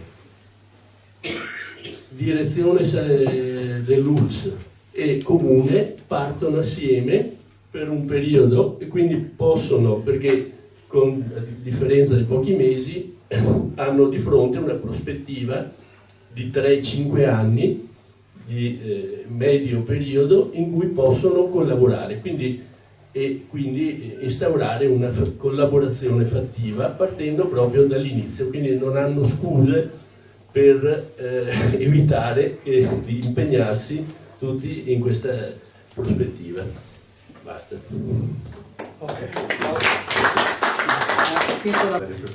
Allora, io sono una persona comune, quindi mi sono approcciato alla questione sanitaria da poco, con la questione delle RSA. Allora, io ho condiviso molte battaglie con Salvatore e con il loro gruppo, e soprattutto, come si parlava adesso, il connubio fondamentale è proprio sulla situazione ambiente e salute e naturalmente tutte le norme legislative che ci vanno intorno. Ricordo l'ultima manifestazione è stata fatta, proprio il connubio salute e ambiente è stata molto partecipata, perché possiamo dire francamente che questa scienza chiamata epigenetica ormai ha constatato questo frangente, cioè le malattie genetiche sono fortemente influenzate dall'ambiente esterno, quindi non c'è altro da dire, non c'è altro da fare. Giustamente quello che io vivo personalmente sono le condizioni delle RSA. Condivido quello che avete detto tutti quanti, però condivido che appunto per esempio anche sull'ultimo articolo sul Corriere della Regione Veneto regionale dice che appunto sono stati fatti degli incontri tra regione, sindacati e associazioni per fare un quadro generale sulle situazioni delle RSA. Io non so francamente quali associazioni siano state invitate, cioè e francamente mi interesserebbe essere stato invitato, in quanto sono presidente di un comitato, per assistere a queste espressioni, insomma, di volontà. Quindi vorrei dire che dovremmo essere più presenti e vorrei dire che dare la collaborazione assolutamente su questo tema. Un altro problema fondamentale che noi cittadini siamo sempre, abbiamo sempre presente è l'accesso agli atti. Noi non siamo a conoscenza effettivamente, anche sotto richiesta di accesso agli atti, di cosa sta succedendo. Salvatore lo sa, come altri, abbiamo richiesto un accesso agli atti per un controllo ULSS all'interno delle case di riposo e ci sono stati negati, quindi anche al consigliere regionale io chiedo il motivo, perché questo è una mancanza di partecipazione delle persone a collaborare all'interno delle strutture e in più a portare un loro supporto che possa essere anche positivo. Cioè noi ci rendiamo conto che le rette sono alte, ci rendiamo conto delle varie questioni e delle varie normative regionali, ma molte volte ci viene detto sì, noi siamo anche propensi a offrire di più come retta, ma mancano i servizi e questo è il problema. noi siamo sempre costretti naturalmente a rimanere in retroguardia, perché il nostro familiare purtroppo è sempre soggetto ad un contratto privato, naturalmente stipulato, che non è a livello nazionale regolamentato, a una regolamentazione selvaggia, diciamo, anche dei contratti, e quindi di conseguenza riteniamo che sia importante che questi non siano contratti capestro e che naturalmente possano portare il nostro caro o l'ospite a essere allontanato da queste strutture. Quindi vi ringrazio e lascio la prossima. Grazie Giancarlo. Sì, io sarò brevissimo. Una piccola considerazione sul problema demografico che mi ha ricordato il problema dell'Irlanda durante la carestia e del fatto che Jonathan Swift propose di mandare i bambini irlandesi come pasto in Inghilterra. Questo, cioè, che cosa dovremmo farne dei nostri vecchi?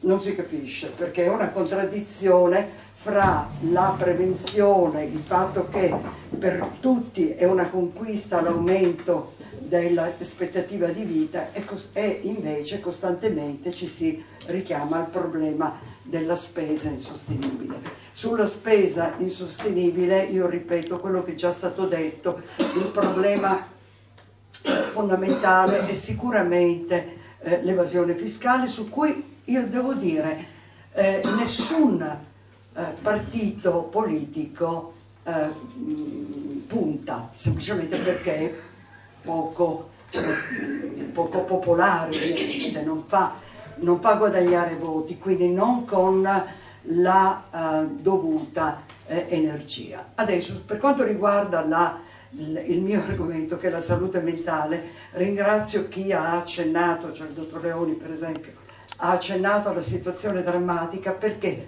fra tutte le specialità mediche sicuramente quella che soffre di più è la psichiatria, e quindi fra le persone che soffrono, quelli che hanno un disturbo di natura psichiatrica sono quelli che soffrono di più.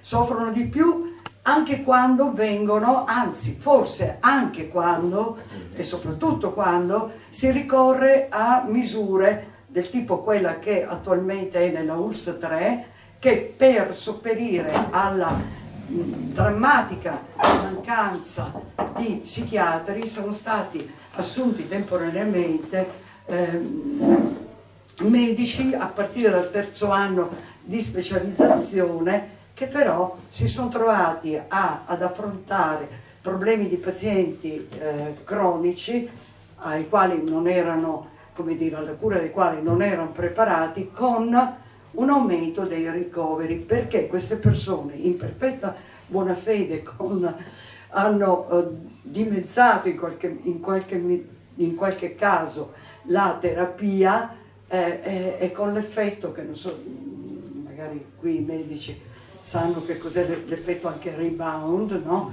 Con una recrudescenza dei sintomi e quindi con una nuova ondata di ricovero. Questo per dire che tante volte il rimedio è peggio di quello che è il male, quindi errori enormi di programmazione, e soprattutto invece, adesso vengo al punto, visto che è rientrato il consigliere collegato. Io l'altro giorno sono stata all'audizione della quinta commissione della commissione consigliare sulla salute e ho fatto notare come nello stesso documento di economia e finanza su cui dovevamo dare un parere, la parola che ricorre di più in connessione con la sanità è comunità.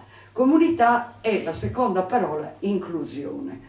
Sono due parole che per noi che ci occupiamo delle famiglie, dei familiari, ma anche degli utenti dei servizi di salute mentale del territorio, ci fanno, come dire, sperare, ma sappiamo che poi in realtà questo è il documento, e devo dire al consigliere Cunegato che leggere quel documento veramente spiazza, perché è un documento che noi sappiamo essere stato steso da una giunta che è di destra, ma in realtà adopera un linguaggio e parole d'ordine che sono assolutamente invece quelle tradizionali della sinistra.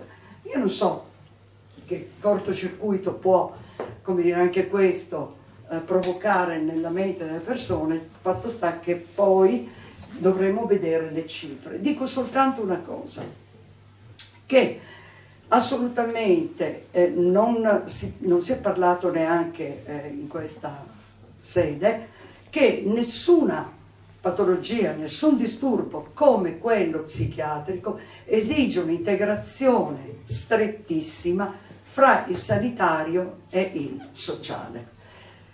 Abbiamo parlato degli anziani, dove anche qui c'è ovviamente una necessità di integrazione. Abbiamo parlato della disabilità, ma per quanto riguarda la salute mentale nessun intervento sanitario è in grado di risolvere minimamente la questione.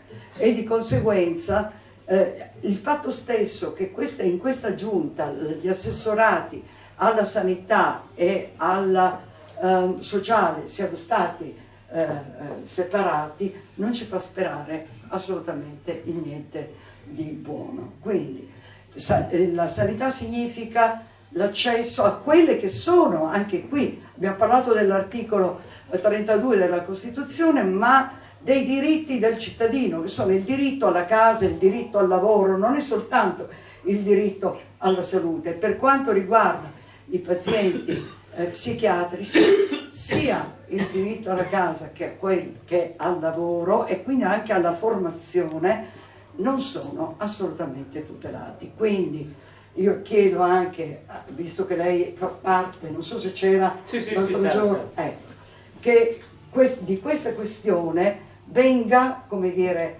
a questa questione si lavori veramente, ma non come si è lavorato negli anni scorsi, perché nel 2022 è stata lanciata una conferenza regionale per la salute mentale che è costata veramente 50.000 euro, che sarebbero stati utili, no?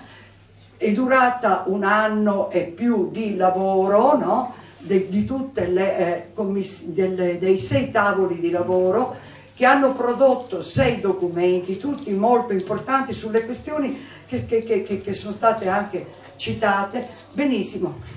Non è stato, che doveva essere fra l'altro preparatoria al progetto obiettivo regionale sulla salute mentale, che è nato morto, cioè non ha mai neanche visto la luce, e i documenti prodotti, ai documenti prodotti è stata riservata quella che si può chiamare una damnatio memoria, perché sono scomparsi anche dal sito web della regione, mentre prima, come dire, erano subito stati resi fruibili per dire vedete cosa abbiamo prodotto. Questa è una vergogna, questa è un'assoluta vergogna su cui nessuno finora ha detto nulla. Quindi ma noi li abbiamo archiviati. Noi sì, ce l'abbiamo lì pronte, basta così, però voglio dire. Piccola integrazione, al Dipartimento di Salute Mentale della USL 3 non mancano soltanto gli psichiatri, che può essere vero che nessuno si presenta, però non è possibile fare assunzioni di psicologi a tempo parziale, non è possibile, Su questo punto c'è un paradosso che veramente, quando parliamo di privatizzazione, c'è un paradosso che è enorme, che è questo: per poter partecipare al concorso per psicologi bisogna avere una laurea Padova, come dire, di una università pubblica, no? E non vengono accettati i titoli di studio rilasciati dallo IUSVE, che è qui di Mestre, no? Che è l'Istituto Salesiano che sforna un sacco di psicologi. Bene, allora il paradosso è che non vengono assunti gli psicologi. Devo dire un'altra cosa ancora, come le modalità di svolgimento di questo concorso, perché al penultimo sono stati, cioè non sono stati ammessi alla prova concorsuale l'80% dei candidati, e quindi o Padova che sforna migliaia di psicologi sforna un sacco di asini, o c'è qualcosa che non funziona.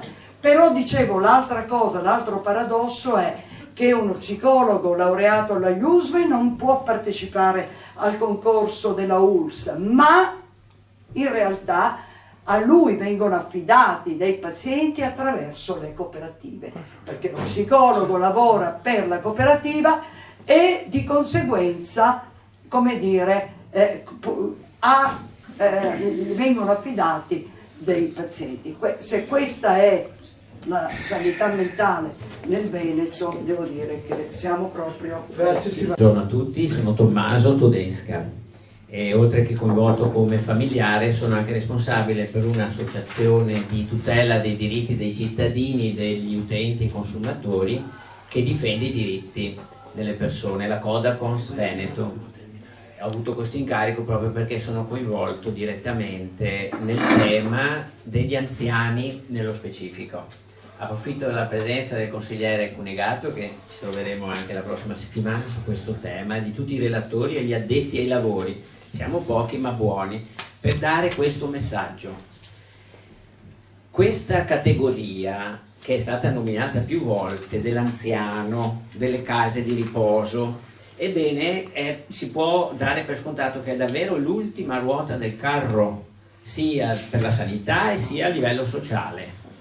Lo possiamo dire perché anche la categoria dei bambini, di altre patologie, di altre criticità, non è così trascurata come in questo momento l'anziano, che allo stesso tempo, abbiamo detto, è anche la maggioranza assoluta, si avvicina a diventare una dei gruppi sociali più importante, però allo stesso tempo il più debole, perché non ha la forza di sollevare e difendere le sue ragioni, se non proprio grazie alla rappresentanza dei familiari, che fa adesso un po' capolino nelle case di riposo. È una legge che ha già quasi 30 anni e che noi stiamo vedendo negli ultimi anni. Quasi nessuna casa di riposo ha la rappresentanza, e dove c'è è succube, diciamo, delle politiche, della direzione, eccetera. Allora il messaggio però è molto interessante, che voglio lanciare, perché pur essendo un piccolo, il più piccolo dell'anello, dell'ingranaggio, può fare la differenza e forse dare il via ad aiutare tutta questa complessità di problematiche che abbiamo su tutto l'aspetto della sanità e non solo. Chissà che sia anche di riflesso anche un segnale che non si possono spendere tutti questi soldi negli armamenti, è stato citato, quando la prima battaglia è quella della vita quotidiana, e i soldi investiti nelle armi e nelle guerre in qualsiasi maniera portano danno e portano sprechi, perché sia che siano utilizzati producono distruzione e morte, se hanno solo come vantato una pretesa deterrente, ebbene non saranno mai usati, e sono miliardi e miliardi di cui abbiamo bisogno per la vita quotidiana, che vengono buttati in questa lotta ormai non solo anacronistica, ma che non è mai stata così alta come in questo momento. Ci tenevo a fare questa citazione, perché se riusciamo dalla più piccola ingranaggio della società a mettere un inciampo a questo modo di operare, e adesso vengo al dunque, questo si riflette su tutta la catena. Noi chiediamo di prendere in considerazione la situazione degli anziani da un punto di vista anche giuridico, perché da un punto di vista giuridico ormai le sentenze sono tutte a favore di un'interpretazione che l'anziano, non solo l'anziano, anche il disabile, tutta l'assistenza che viene offerta dai servizi sanitari, servizi RSA, sono in parte a carico del servizio nazionale del servizio sanitario e in parte dei comuni. Tutti svicolano, tutti evitano questo punto, ma ormai è conclamato. Quindi noi stiamo offrendo come ultima spiaggia l'assistenza legale al singolo utente che ha tutte le ragioni. Faccio l'esempio che non viene rispettato il 50% del costo, che è una legge regionale, e tutti fanno finta di non conoscerla. Quando mancano soldi aumentano le rette, ma tutti a carico della quota alberghiera, mentre va diviso a metà.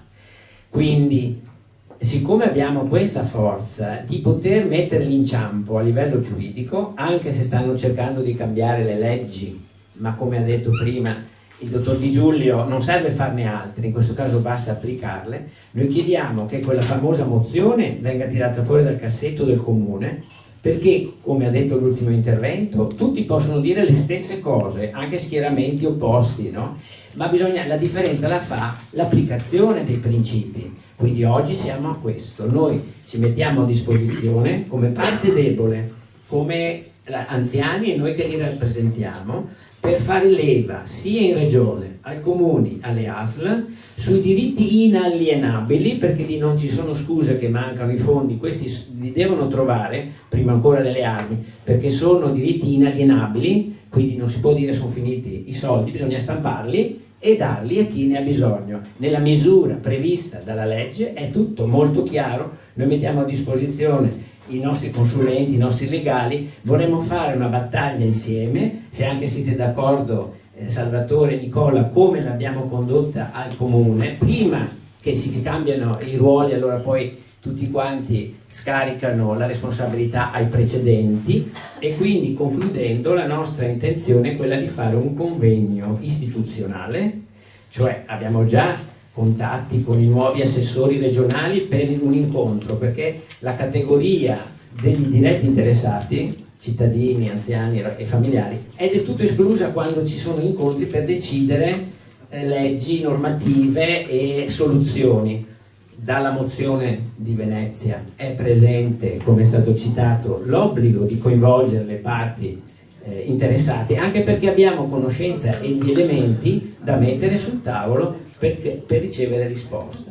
Oltre agli incontri in regione, che chiediamo appunto ospitalità a fare qualche conferenza e nel cuore della regione come abbiamo fatto in passato, ne organizziamo una autonomamente con le associazioni di Campolargo che si diceva prima che vogliono aderire, per invitare i nostri relatori, anche i responsabili sia sociali che politici, a dare le risposte o a ricevere anche le nostre istanze, perché altrimenti non ci resta altro che la battaglia legale, che è a nostro favore, ma dico che pochi cittadini, poche famiglie si imbarcano a fare le cause, pur vedendo che ormai sono tutte vinte, sia per l'esonero dalla retta, chi ha l'Alzheimer o malattie gravi, sia per avere rispetto delle normative già esistenti. Noi vorremmo che non sia più un'elite non perché sia un'elite, ma perché sono in pochi che osano andare contro a questo sistema di cose, ma che venga affrontato all'ingresso dell'anziano o del disabile o del malato subito le sue condizioni, i suoi diritti,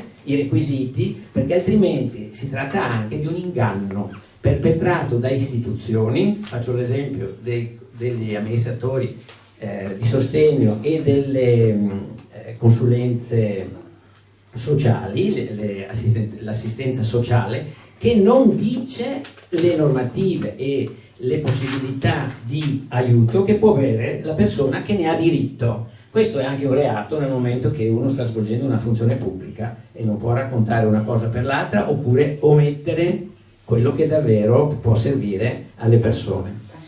Grazie, ho cercato di essere breve perché l'argomento è molto molto vasto. Grazie. Scusa, io dovrei per correttezza e per realtà dire due cose sul problema che ha detto lui. La prima cosa, io come primo firmatario di quella mozione diretta al comune ho scritto 2 volte a tutti i consiglieri comunali 6 mesi fa e un anno fa, e anche telefonato. Nessuno dei 36 che ha votato all'unanimità mi ha risposto, quindi a questo punto bisogna prendere un mitra. Seconda cosa, detto da Nicola Fonari, seconda cosa, sul problema scomunicato dal Papa. Nicola, possiamo farlo insieme la prossima volta, perché noi siamo... Per favore, hai parlato, adesso parlo io. Rispettare tutto. Questo punto. Seconda cosa, sulla RSA, qui visto che vi sono 2 medici che erano miei collaboratori nel 91, quando era amministratore straordinario, noi dobbiamo ricordarci, e molte volte non ci ricordiamo, che vi era negli ospedali il reparto lungodegenza, che vi erano le persone che sono nell'RSA.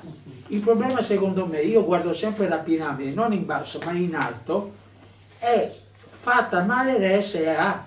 Io ho assistito molte persone, e assisto ancora come cristiano, perché la mia religione dice che bisogna assistere i malati. Sono andato nelle varie case di riposo, la parte sanitaria è inesistente. Una mia amica, non faccio il nome e cognome, aveva male di cuore, ho detto a tutti gli infermieri, e anche ho detto chi ero, quindi non nessuno, ma sono il signor nessuno, che doveva essere curata per cardiologia. 2 giorni dopo che ho detto questo, 3 giorni dopo, ho detto guarda, è tanto tempo che qui, fatela curare, è morta. Allora, non lo dico io, ma lo dice le statistiche del comune di tutti. Chi va all'RSA vive 7-9 mesi, questa è la verità. Quindi bisogna cambiare le RSA, inutile fare discorsi inutili. I discorsi che facciamo noi sono di lotta continua, scusate che uso lotta continua, ma di lotta continua, ma non riusciamo a fare niente. Se noi non cambiamo le RSA, che diamo un sistema sanitario che devono essere visitati, seguiti, l'RSA è un dormitorio. Ecco, dobbiamo cambiare quello, avere il coraggio di proporre che cambiamo le RSA, che diventano una specie di lungodegenze degli ospedali, come prima. Non che fanno le case anche dell'ospedale, hanno fatto anche gli anziani all'ospedale, mettono adesso una struttura, casa, come si chiama? Casa, quella struttura che mettono l'ospedale, mettono una struttura che dura un mese, grazie, dopo dobbiamo pagare. Ospedale di comunità. Non vale. Quindi noi, perché l'hanno fatto questo? Diciamo la verità, noi che siamo tecnici, per spendere meno, perché la lungodocenza era il reparto, lo dice uno che lavora in economia e commercio a Ca' Foscari, era la spesa maggiore che noi sopportavamo in ospedale, la spesa maggiore, correttamente dopo l'ospedale San Clemente, che mi costava, e infatti per questo l'ho chiuso, oltre per motivi umani, l'ho chiuso anche per motivi tecnici e di soldi, perché costava una banca di soldi. No, per motivi tecnici, l'ho chiuso perché ci credevo, e sono stato il primo che ho applicato Basaglia, legge Basaglia in campo, facendo tutte comunità tossiche, le comunità andate avanti per 10 anni, finché vi erano comunità andavano avanti la psichiatria, dopo non è più andata avanti. Parlo io, scusate, perché dopo devo andare via. Prego, scusa. Anche noi, perché allora abbiamo Allora, mi presento. Come oggi dopo devo scappare anch'io, Mi presento, mi chiamo Claudia Proietto e adesso in questa vece parlo di caregiver di una signora di 103 anni. Ecco, il fatto mi congiungo con quello che ha detto il medico, che l'assessore vigente è molto bravo. Io le dico che non è vero, perché al di là del fatto che ha fatto ostruzionismo in tutti i sensi per avere un posto dove andare per il medico di base, ci ha dato un posto dove per accedervi bisognava fare 3 ponti, e a Castello sinceramente 3 ponti con persone con disabilità insomma non è il massimo. Ma al di là di questo discorso qua volevo dire una cosa molto importante. Allora, essere una caregiver di una persona anziana e una persona che insomma semi-invalida, diciamo, no? E è terribile perché quando hai l'assessorato che non ti viene incontro, e noi sappiamo come deve venire incontro, con dei fondi particolari, e sappiamo benissimo cosa costa un anziano dentro una casa di riposo. Io, oltre a essere caregiver di mia madre, per 20 anni ho fatto l'assistente domiciliare, operatore sociale, e lavoravo nel territorio. E vi dico che gli anziani erano curati, erano seguiti, e le case di riposo avevano molta meno gente di adesso, perché se si lavora nel territorio e quindi il sociale, in questo caso la coesione sociale, che di coesione non ha proprio niente, perché ha distrutto quello che in tantissimi anni è stato fatto in questo comune. E non da adesso comunque, perché da 20 anni abbiamo avuto proprio lo come si dice, lo smaltimento del servizio assistenza domiciliare. Io ho lavorato nel sociale e vi dico con sincerità che con pochi soldi si riusciva a fare una rete con gli anziani, con i disabili, con il territorio e con le strutture chiaramente. Quindi una cosa che adesso io chiederò al nostro candidato sindaco, che sarà Martella, che si deve assolutamente intervenire sul sociale, perché la sanità va a pari passo con il sociale, perché se non si intensificano i servizi del territorio e quindi anche il contatto che si ha con l'anziano. Abbiamo dei casi in cui abbiamo trovato degli anziani morti dopo 10-20 mesi, ma stiamo scherzando? Ma stiamo scherzando? E il problema qui non è la casa di riposo, il problema è che dovremmo veramente ritornare a come eravamo.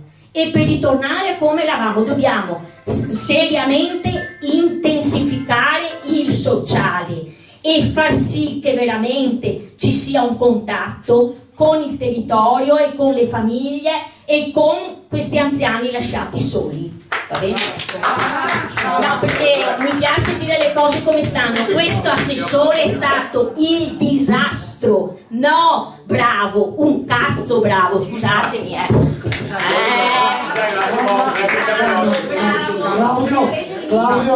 Claudio, facciamo no, aspetta. Hai treno e poi Claudio interviene. Presto, perché ad una dobbiamo andare. Faccio veloce.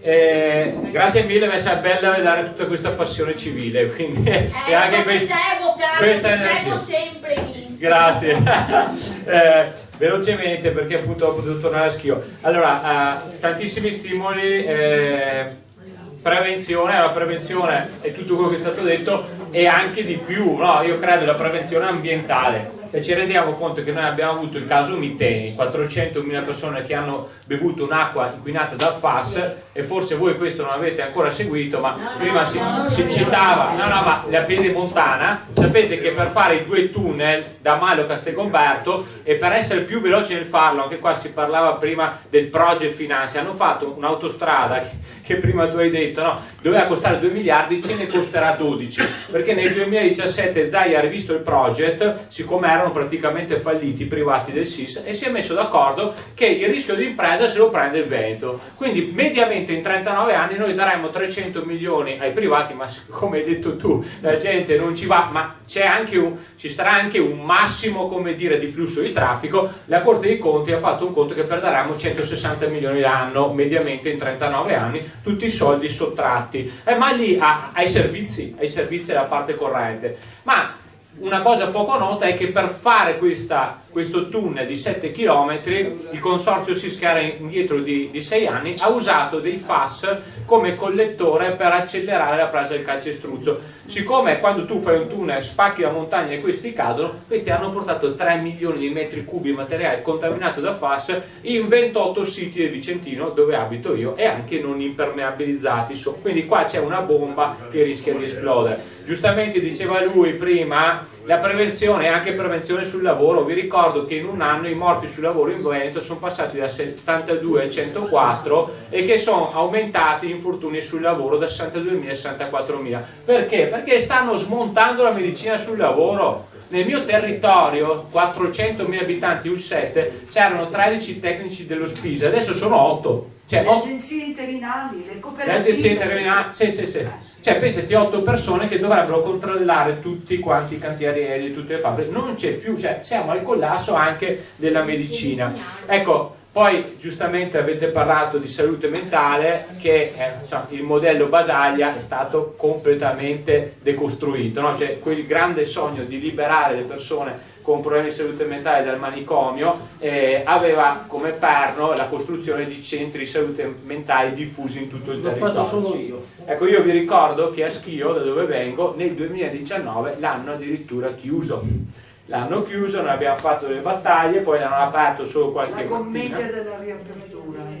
anche la commedia, sì, bravissima, che hai seguito, ma di qual è il problema? Cioè, il problema è che fondamentalmente, lo ricordava uno studio dell'IRA-CGIL di un paio d'anni fa, questi centri di salute mentale non dovrebbero essere, come è stato detto, ambulatori, no? Ma punti di riferimento dove c'è un'equipe multidimensionale, psichiatri, psicologi, educatori, assistenti sociali, per cui Antonio che esce dal manicomio sa che lì trova sempre qualcuno, e quindi dovrebbero essere aperti 12 ore al giorno, dal lunedì al venerdì, e 6 ore il sabato. Il RSCGL ci dice che solo il 24% di questi centri di salute mentale è aperto quanto dovrebbe, no? E quindi se mettiamo insieme il collasso dei centri di salute mentale con quello che dicevo prima, il collasso anche ancora forse peggiore della neuropsichiatria infantile, ecco, se il territorio dovrebbe essere il 55%, ma è quello che si vede meno, no? E quindi è più facile tagliare lì, va ricostruito totalmente. Quando prima diceva